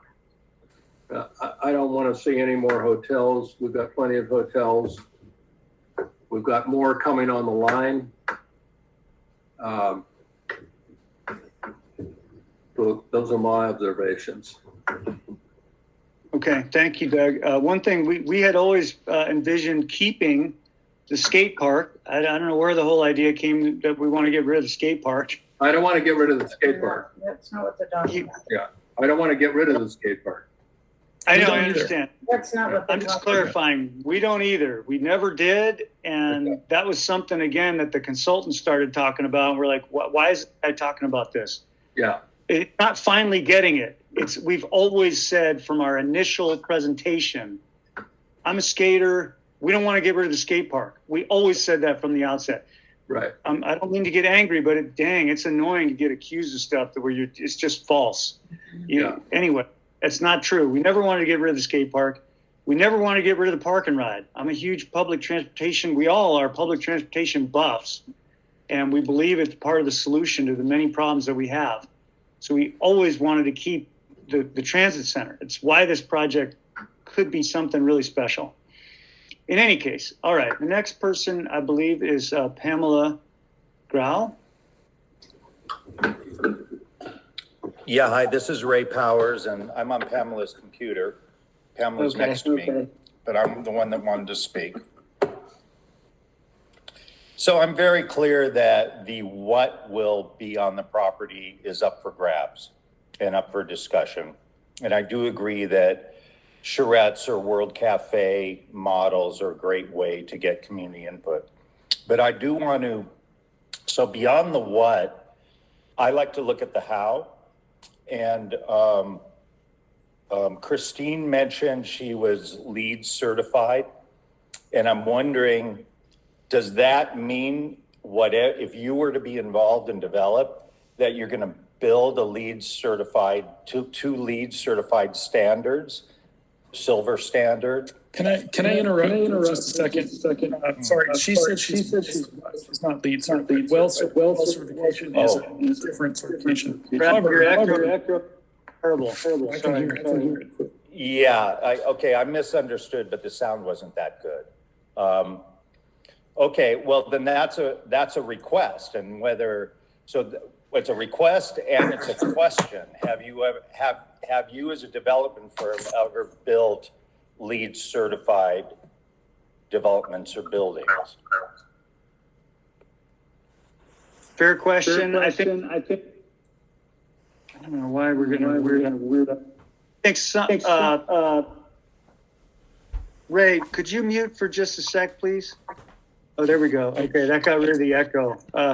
Okay, so yeah, Brad, why don't you go ahead, please? Because now with Ray's muting on, I think you won't be echoing. I mean, LEED certification is definitely something that we would be actively interested in pursuing. Obviously, from a design standpoint, LEED only goes so far. And I think that to the point that Christine was trying to bring up about well certification is about people. LEED certification is about the environment. So whatever we would build there, whether we're using Brian's concrete, what is your concrete that you, Brian?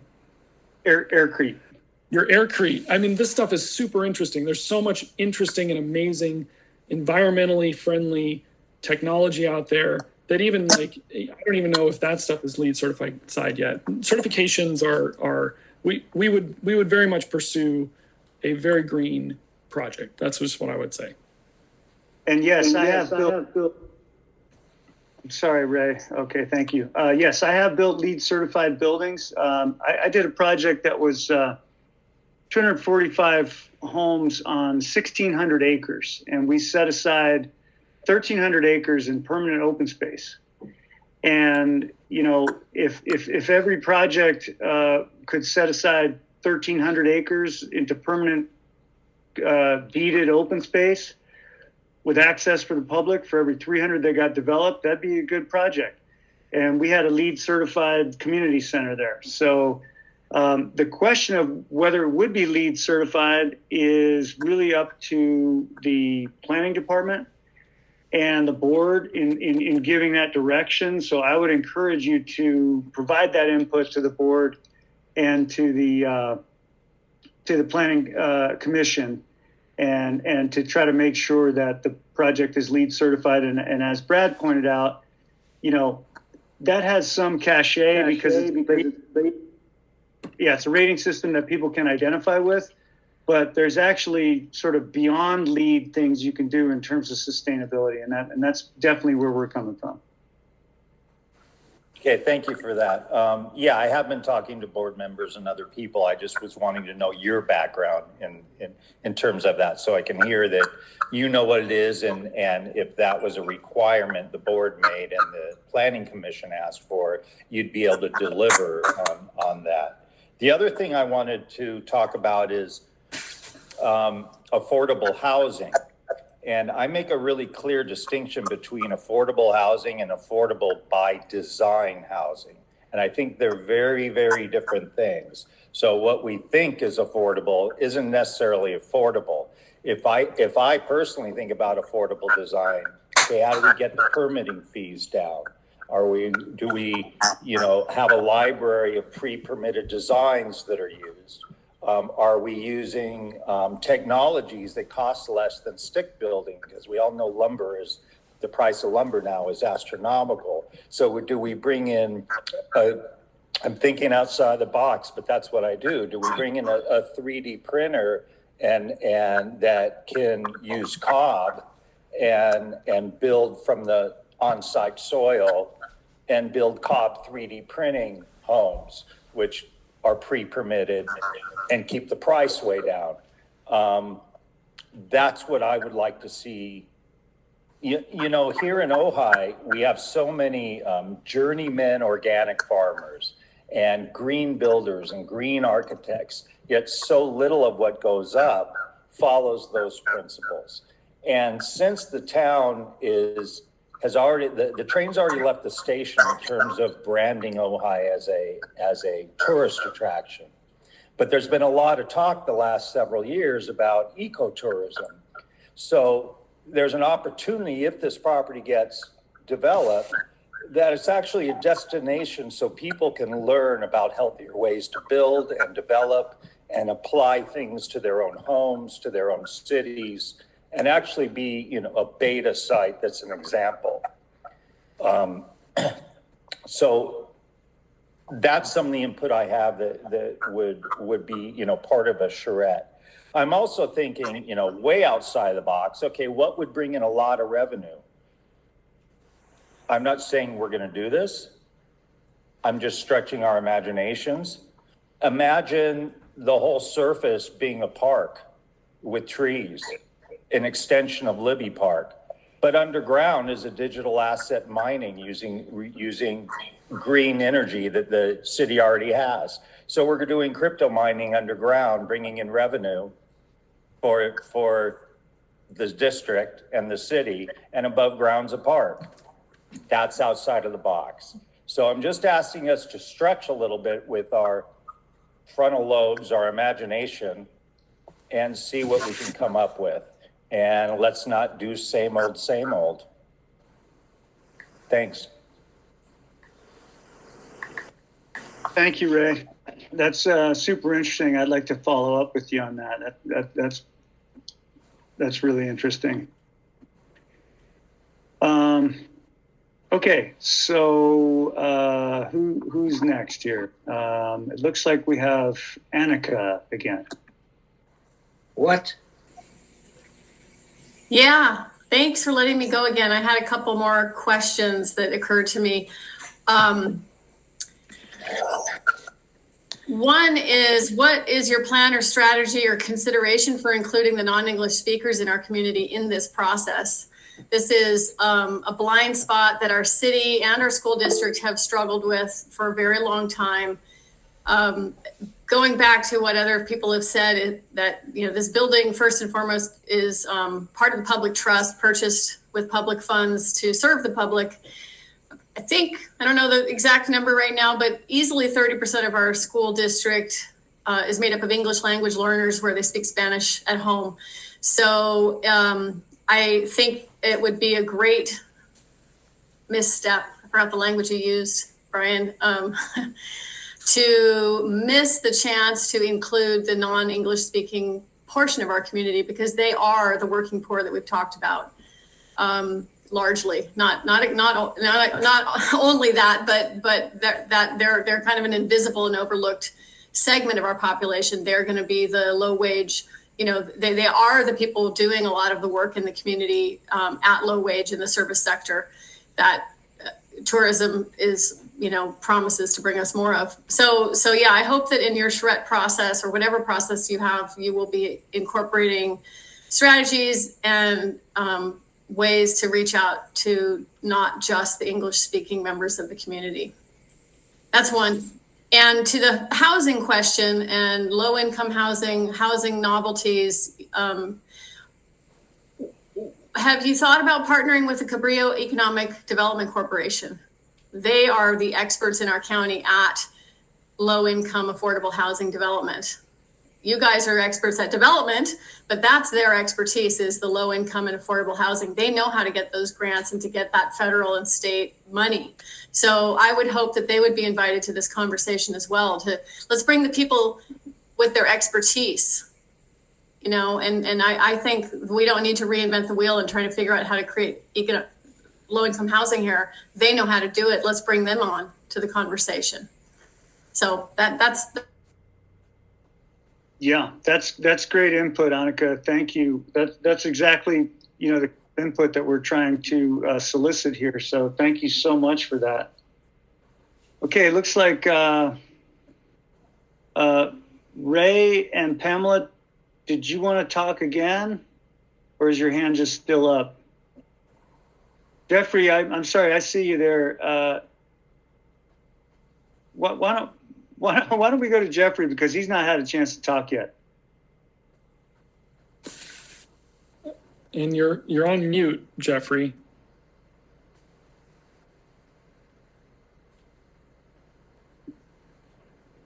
Yeah, Jeffrey, if you can hear us, unfortunately, we can't hear you yet. And I think you have to unmute.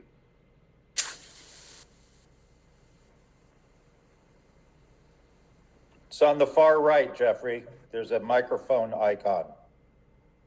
Middle of your screen, but the far left, far left icon. And folks, I really sympathize with your difficulties with this platform. I am sorry, I have the same difficulties.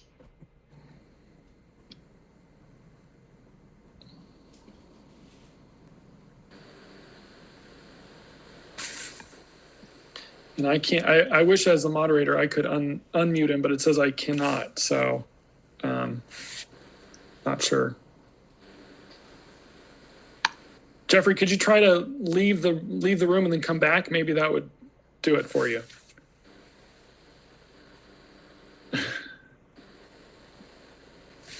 Yeah, I showed Jeffrey as being muted, but I can't unmute Jeffrey.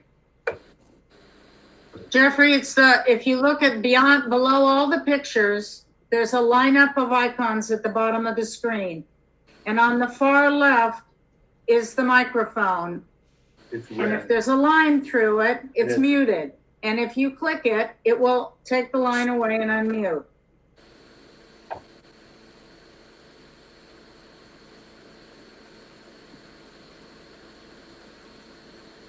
He looks frozen.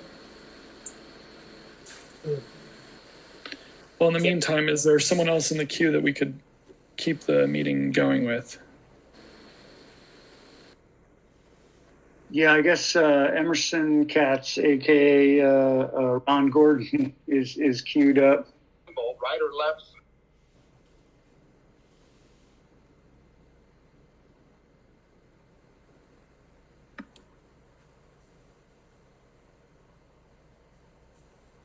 Hello, Yeah. can you hear me?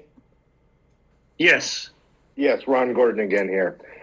Just a couple of follow-up questions because I've babbled enough. This is a question for Christine. She was quoted in the Ojai Valley News is that you guys are putting together a selecting and vetting people for a local committee. Can you tell me more about that process and how much interaction you have with people who live here? I think Christine had to take off a little early here, but I can speak to at least the idea behind it. And tonight, as with any sort of future events that we put on, I mean, we're here to listen to your good ideas. And this was actually an idea that came from one of the community members. There are so many well-connected and intelligent people here in this community, and I think it's important to get the best story and come up with the best possible project through a series of charrettes, but also engaging everyone here to sort of mutually participate. And so the idea of the advisory group would be that there would be some people who would be willing to put a little bit more work in than the average community member. And so it's something we're looking into. We have yet to formalize any aspect of it, but I thought it was a good idea, and we all as a team thought it was a good idea. So Christine mentioned it to the newspaper. Oh, I think it's a great idea, but I'm just wondering for people who don't live in town, how you go about selecting and vetting locals. Well, we're open to any suggestion you have, and just to be clear, Christine lives in town. And I used to live in town. I grew up in Thousand Oaks, went to Cal State Channel Island as an artist, spent a lot of time in town. So we're not big bad developers from LA. So I think we can, if we keep having more conversations like this, hopefully we'll find more people like yourself who are willing to perhaps step up to the plate and help us in that. Okay, that's great. More meetings, more communication. The other thing, second to last comment as usual, water. I've been in contact with the school district and Casitas regarding current water use over the last 4 or 5 years, just to get some idea of what a baseline might be between existing use and proposed or calculated future use on whatever the final project is. And I think that may be covered in other studies you're doing or CEQA documents, but I think it's something that's really critical for the community to know where we are going with water use for the site. Great. And the last comment is for Brian. Brian, your characterization of Ojai as a bunch of rich and a bunch of poor people is just astounding. There are a lot of middle-class people here. For people who don't live in the community, for you to make a statement like that is very, very upsetting. It just lets me know that you don't understand Ojai. I see. Okay. Well, you have to at least give me some good faith. That's not what I meant to say. What I said is there are a lot of rich people. Well, let me just restate it then, because I'm going to give you a chance to restate something that maybe you misspoke. I'm not perfect. It doesn't come out right the first time every time. But I do think it's true. There are a lot of rich people in Ojai, and there are a lot of poor people in Ojai.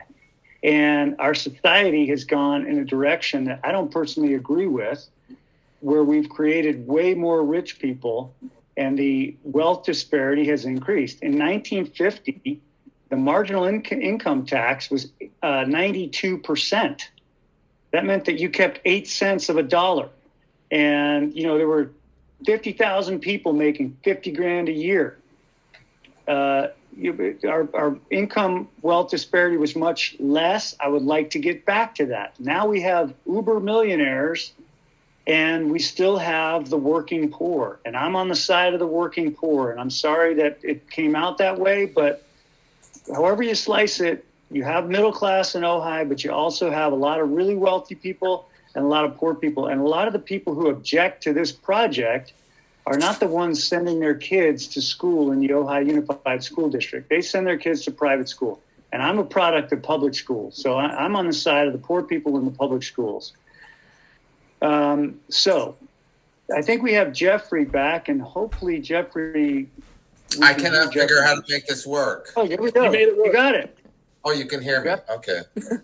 Well, unfortunately, I'm at the end because I think you totally misstated the problem.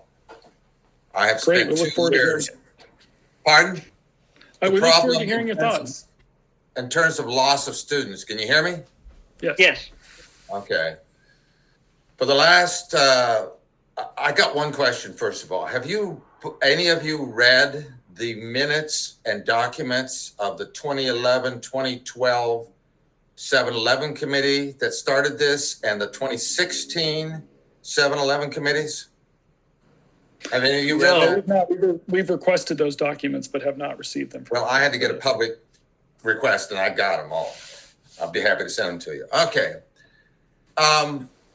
For back when this was decided in 2012, that 7-Eleven committee was stacked with school board employees and other members. They were in, you know, the state of California was in a financial crisis, and so was our school system. The state of California had a $19 million deficit. We now have a $35 million surplus.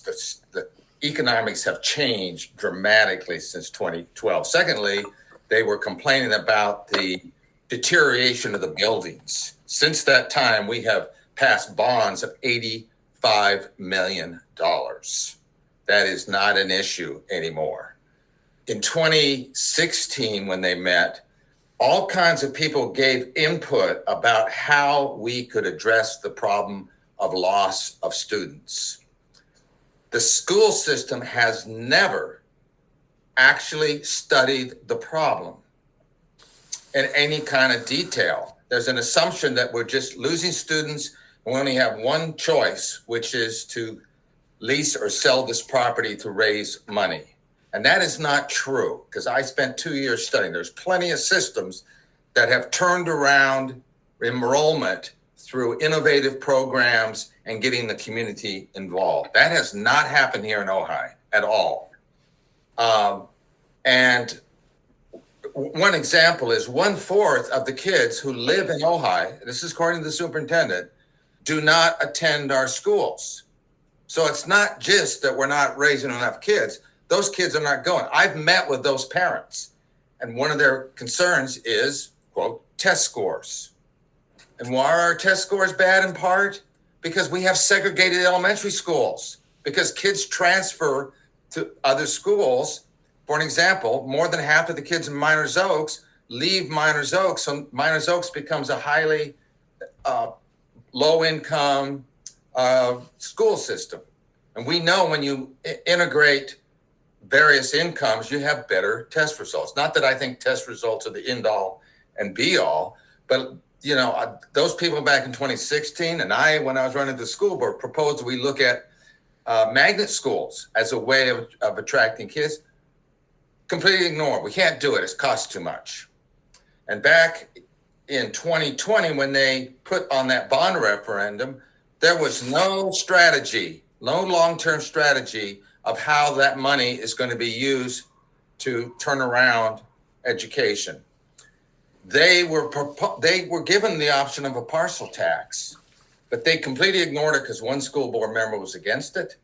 Got to remember, a A bond referendum can only pay for buildings. A parcel tax can pay for programs. So if you want to improve the programs of our schools, a parcel tax is the way to go. But you would have to have a plan that the community buys in to improve this, adding programs.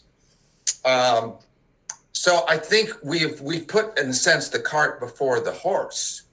We have not actually, as a community, addressed the problem of the loss of students. And instead, we're focusing all our efforts on what is the best use of that property to raise money. Personally, I don't think there should be anything but public use. We should not have any commercial on that property. And we shouldn't even be thinking about raising money for the schools as a direction, because there's other ways we could raise money. By the way, they weren't even informed properly. They're saying we can't pass a parcel tax because you need 2/3. You don't anymore. If you do an initiative, you can do it with 50%. So I just think we have never asked the community to get involved in how to improve our schools. And basically the school board has been what I call managing decline. I covered all the last 2 years of school meetings, and I went back in like 5 years of minutes. Almost never does the school board ever discuss how we're going to turn around this problem, except for this property. So I think you guys have been misled. And I also find it incredibly disturbing that we've got developers who feel that they're being screwed by a realtor that's hired by the schools. And where in the hell is the school board here? They are the responsible party. Your EBN, which I've read, basically states that it's the school board that has to approve whatever design you do. And that you're supposed to be negotiating with the school system, which is the school board. And we've got basically 3 different parties here, it seems to me, maybe 4. We got this Brian guy you mentioned, who's the realtor. You've got you guys that are on your own. There's nothing in your EBN that says you're supposed to be going out and seeking input. You got the school board, and then you've got the staff and superintendent. I cannot, there's no transparency here of what really is going on. So I find this whole thing very disturbing. And I think you guys have been misled. And I really think we need to deep six this for now and actually go back and address the problem you said existed, but we actually haven't studied. I'm sorry to rant, but anyway. Well, that's what this forum is for, is to get these thoughts out there. And I hear what you're saying. That's pretty interesting. And I'd be happy to sit down with you guys and go through what these previous committees had presented. I mean, and they had some good ideas too, the things you're talking about, but all of them were just completely ignored. I mean, what's the point of a 7-Eleven committee that comes together and says, oh, we could do this, we could do that, and then it completely ignored. They don't close any schools, then they move on to close another school, the Summit, and then they're moving now to build this structure. So I think there needs to be some public transparency and accountability here. The only parties that we have any control over are who? The elected school board members. They're the ones who's ultimately making this decision, and they should be in this meeting and part of this process. What do the board members say when you go to their meetings and tell them this? They sit there numb. They don't say a word. I met with the superintendent when I was running for office, and I raised a lot of questions, and I got 2 answers. We're already doing it, and we can't do it. We can't afford to do it. So I finally gave up speaking because nobody says a word. They just hear you and they just go on with their business. And I've heard other people do the same thing. So I personally, I think we have an unaccountable school board. And you guys have been stuck, sort of getting the brunt of all this from the citizens because they should not have, you had a presentation back in January of 2021 or 2020. I can't remember which. Anyway, a year ago. And so you presented this concept, and a year later now we had this meeting with the planning board and everybody gets upset about it. But what did the school board ever have that was not a public hearing, and it wasn't even a public discussion. It was a presentation. So in the entire year, has the school board ever had any kind of public input session, any kind of charrette, any discussion of this stuff? I think it's putting too much of a burden on you to be taking on this responsibility.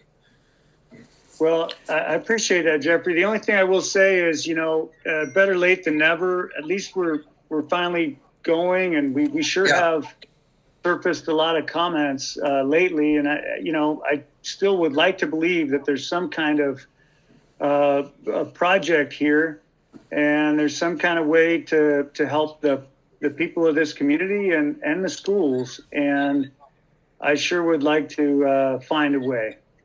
And I definitely would like you to keep in touch. And we're gonna post the website for people to comment.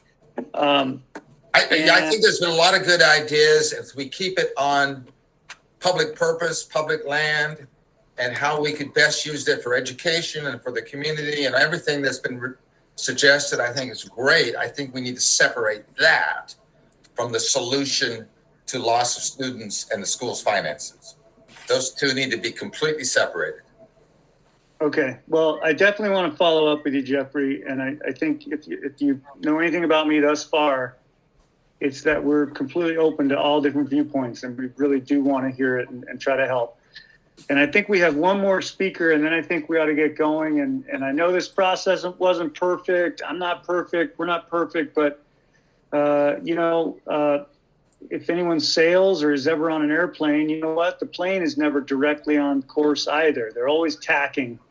And eventually you keep tacking, and eventually you get somewhere. So I think that's our approach. And we have Bill Wyrick that wants to talk. Hey, Bill. You have totally ignored me. I've had Robin has her hand too. And Robin, Robin let me defer. I'd rather hear from other people. Absolutely. Okay, I'll defer. Thank you very much.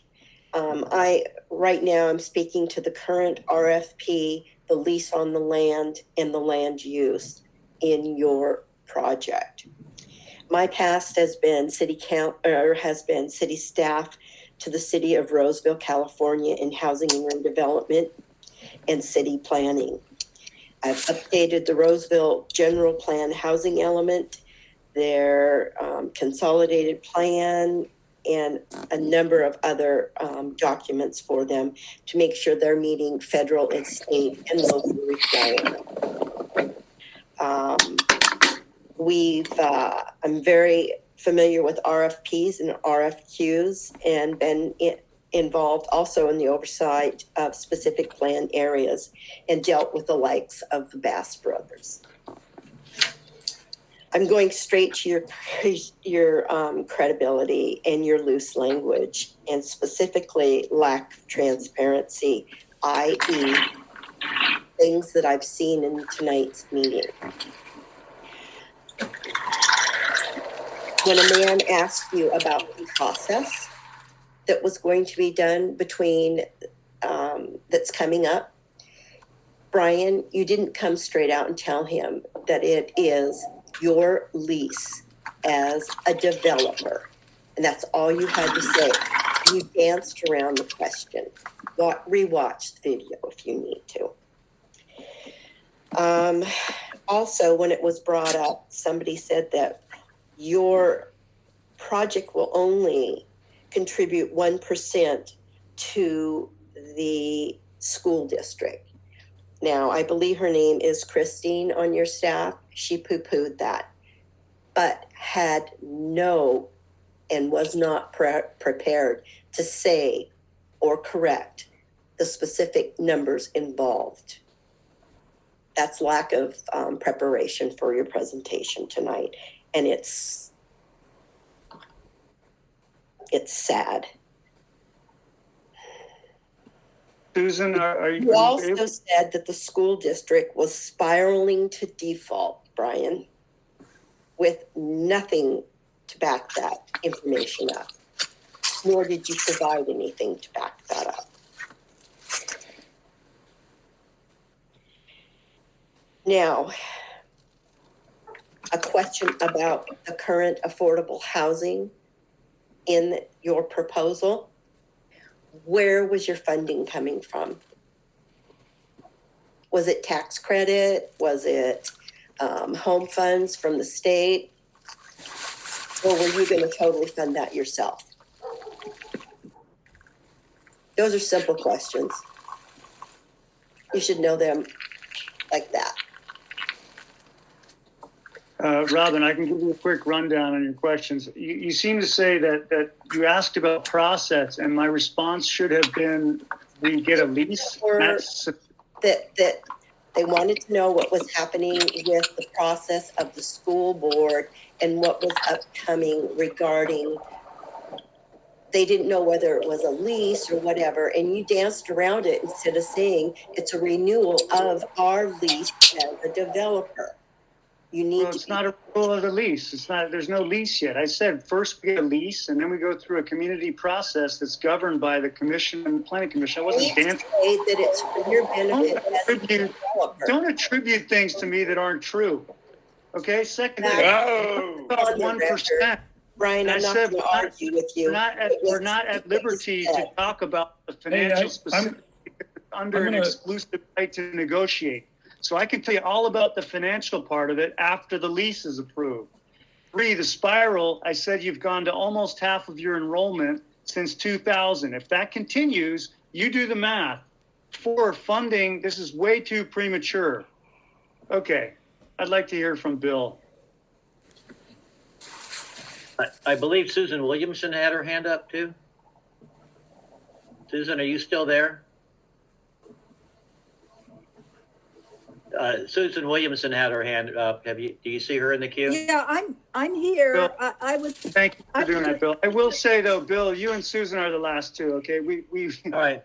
Spent years on this, and tonight this has been a very productive, great meeting, and I don't want to ruin people's patience. But okay. Susan, please go ahead.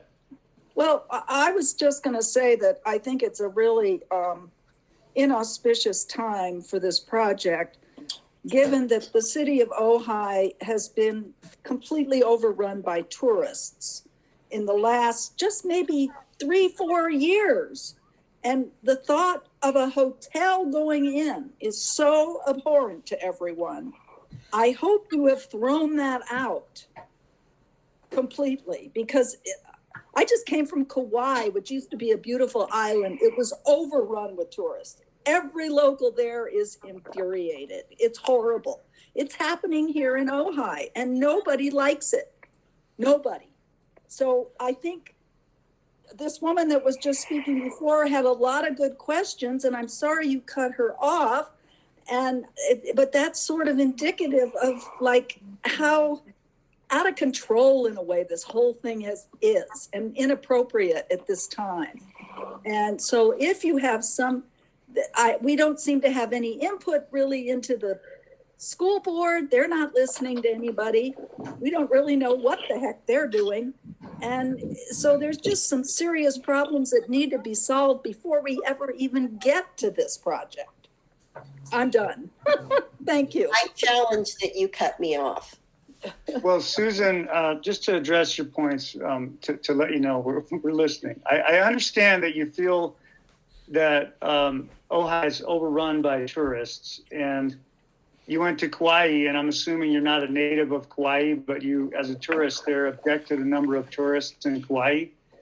I didn't mean to cut Robin off, but I do think that there's, if you've listened to anything we've said tonight, we've listened to everyone, and we've taken everyone's said, and we've responded appropriately. But I do think that it's not really fair to accuse us of things that aren't true, and it's really not productive. It doesn't help anyone. So say that we're dancing around something when I answer this correctly. Untrue accusations, Brian. I can't get into a debate here. So I appreciate it. And Susan, you and I can, to your heart's content. I'll tell you what, why don't we talk tomorrow? Reach out via email and set up a time and we'll talk, but don't accuse me of bad faith because that is just not true. Now, I Bill, wasn't accusing you of bad faith. Let's move on. Accusing me of dancing around. I'm not dancing around. I'm giving you the best answers I can. Give Bill a chance. Can you Okay, I just want to make a couple points here. And first of all, just to kind of key off of what Robin was saying, remember that when you're talking, this is part of the process issue here. When you're talking about rezoning land, this land is currently PL, and for commercial use, there would have to be rezoning. That involves a general plan amendment. That involves council. That involves more than just planning commission, because you are talking about something that is broader than just a traditional applicant development procedure. So I just wanted to throw that out, that makes this a broader question, and I think that's part of what Robin is getting at. Is this project involves having to get council approval on a zoning change and a general plan amendment, which is broader issues than just how much money comes out of the property. Because the job of the city's land use, and I'm an economist by training, by the way. I have a PhD in economics. I don't throw that out a lot, but a lot of that was focused on things like land planning and public goods issues. And the job of the city is to make sure that whereas for a developer or the school district, frankly, the benefits would just be sort of looking at the private transaction dollars. That doesn't regard the job of the city is to make sure the external costs, the costs that are not captured, that are not having to be paid for, the negative effects on the rest of the community have to be incorporated, have to be mitigated. So that's part of the broader process here. And where I'm trying to get through it is this, that first, I hope you follow up with this meeting because, 2 years ago, the city pushed for a collaborative meeting with the school board. You guys did a presentation for that. The school board committed to at least 2 follow-up workshops that never happened. So we want to make sure, I hope, that you guys, have the school district gives you the ability to follow up, because last time you did, the school board didn't. And I understand that maybe the school board is what prevented you from following up with those 2 additional workshops 2 years ago, where a lot of the same issues came up. All right. The other thing is that the school board can't just, I don't think, come to the community and say, we want to have a big impact on the community. And this gets to the point Jeffrey is saying, because we need money to arrest the enrollment decline. Well, what is your programming you're going to use with the money? What's your plan? Let me give you a very simple example that's kind of stuck into my mind as an economist. I asked the school board, is there a pro forma for what the operating costs of the proposed community pool to be built with the bond fund proceeds is? There isn't one yet. I happen to know that the city of Carpinteria put in a very small pool facility. Their operating expense for that smaller pool facility is $500,000 a year. So, where is the sort of integrated view of what the school district is going to be doing with this resource that they're looking to monetize to address the problem you're talking about? And then furthermore, I've been involved in communicating with the school board on these issues for years.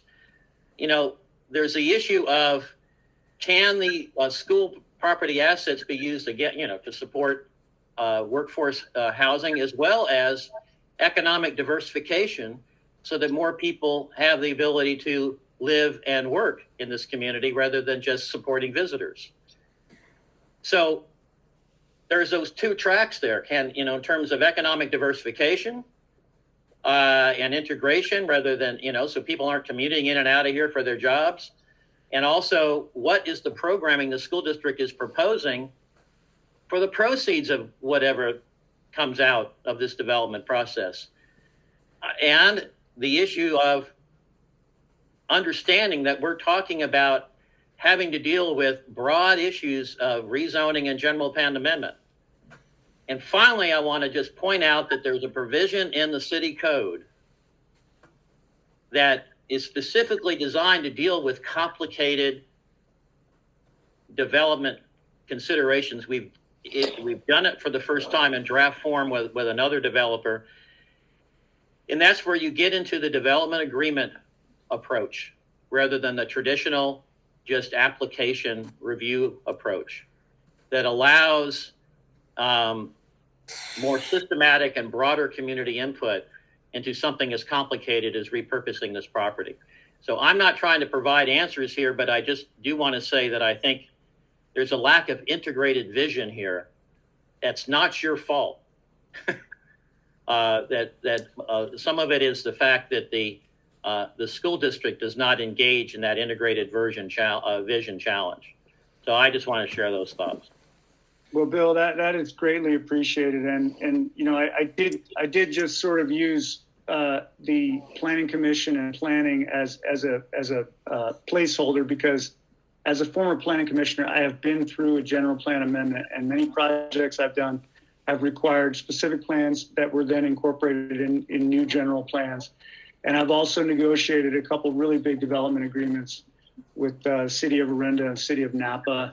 So I believe that the development agreement would probably be the best approach for this. And you're talking about a multi-year process, and you're right. I just wanted to shorthand it by saying it will be in this public planning sphere. It's not like the board just gets to do whatever they want. They're just the same as any other landowner, ultimately, when it comes down to it. So, But I Bill, guess my thank you. point is, if the school board wants to have, ask the community to support some impacts on the community for money, there should be a real program of what they're going to do to address the school district's problems with that income. What's the plan? And that's not your challenge. That's not your challenge. That's true, and that ties in with what Jeffrey was saying, and I understand, and that is a really good point. And we're just one piece of that puzzle, so to speak. Right. But I just wanted to offer some thoughts there, and please don't let it be like 2 years ago where one and done without follow up. That wasn't good, and it probably wasn't your fault, but I hope you continue this. Yeah, and thank you everybody, and thank you, Bill, and seriously, thank you all so much. This has been really interesting. Thank you to everyone who commented, and Robin, what I would encourage you to do is please reach out on our website at the information that we provided above, and I'll be glad to engage with you. I'll post that again here. Okay, I just posted that, and I wish everyone a good night, and thank you. Brad, any comments? Thank you. No, thank you all. This is a really, really good start, and I appreciate all the input. I think we've learned a lot already, and I look forward to many more of these engagements with all of you and more. Yeah. Thanks very much. Thank you. Thank you. Okay. Thank you. Bye-bye. Bye. Bye.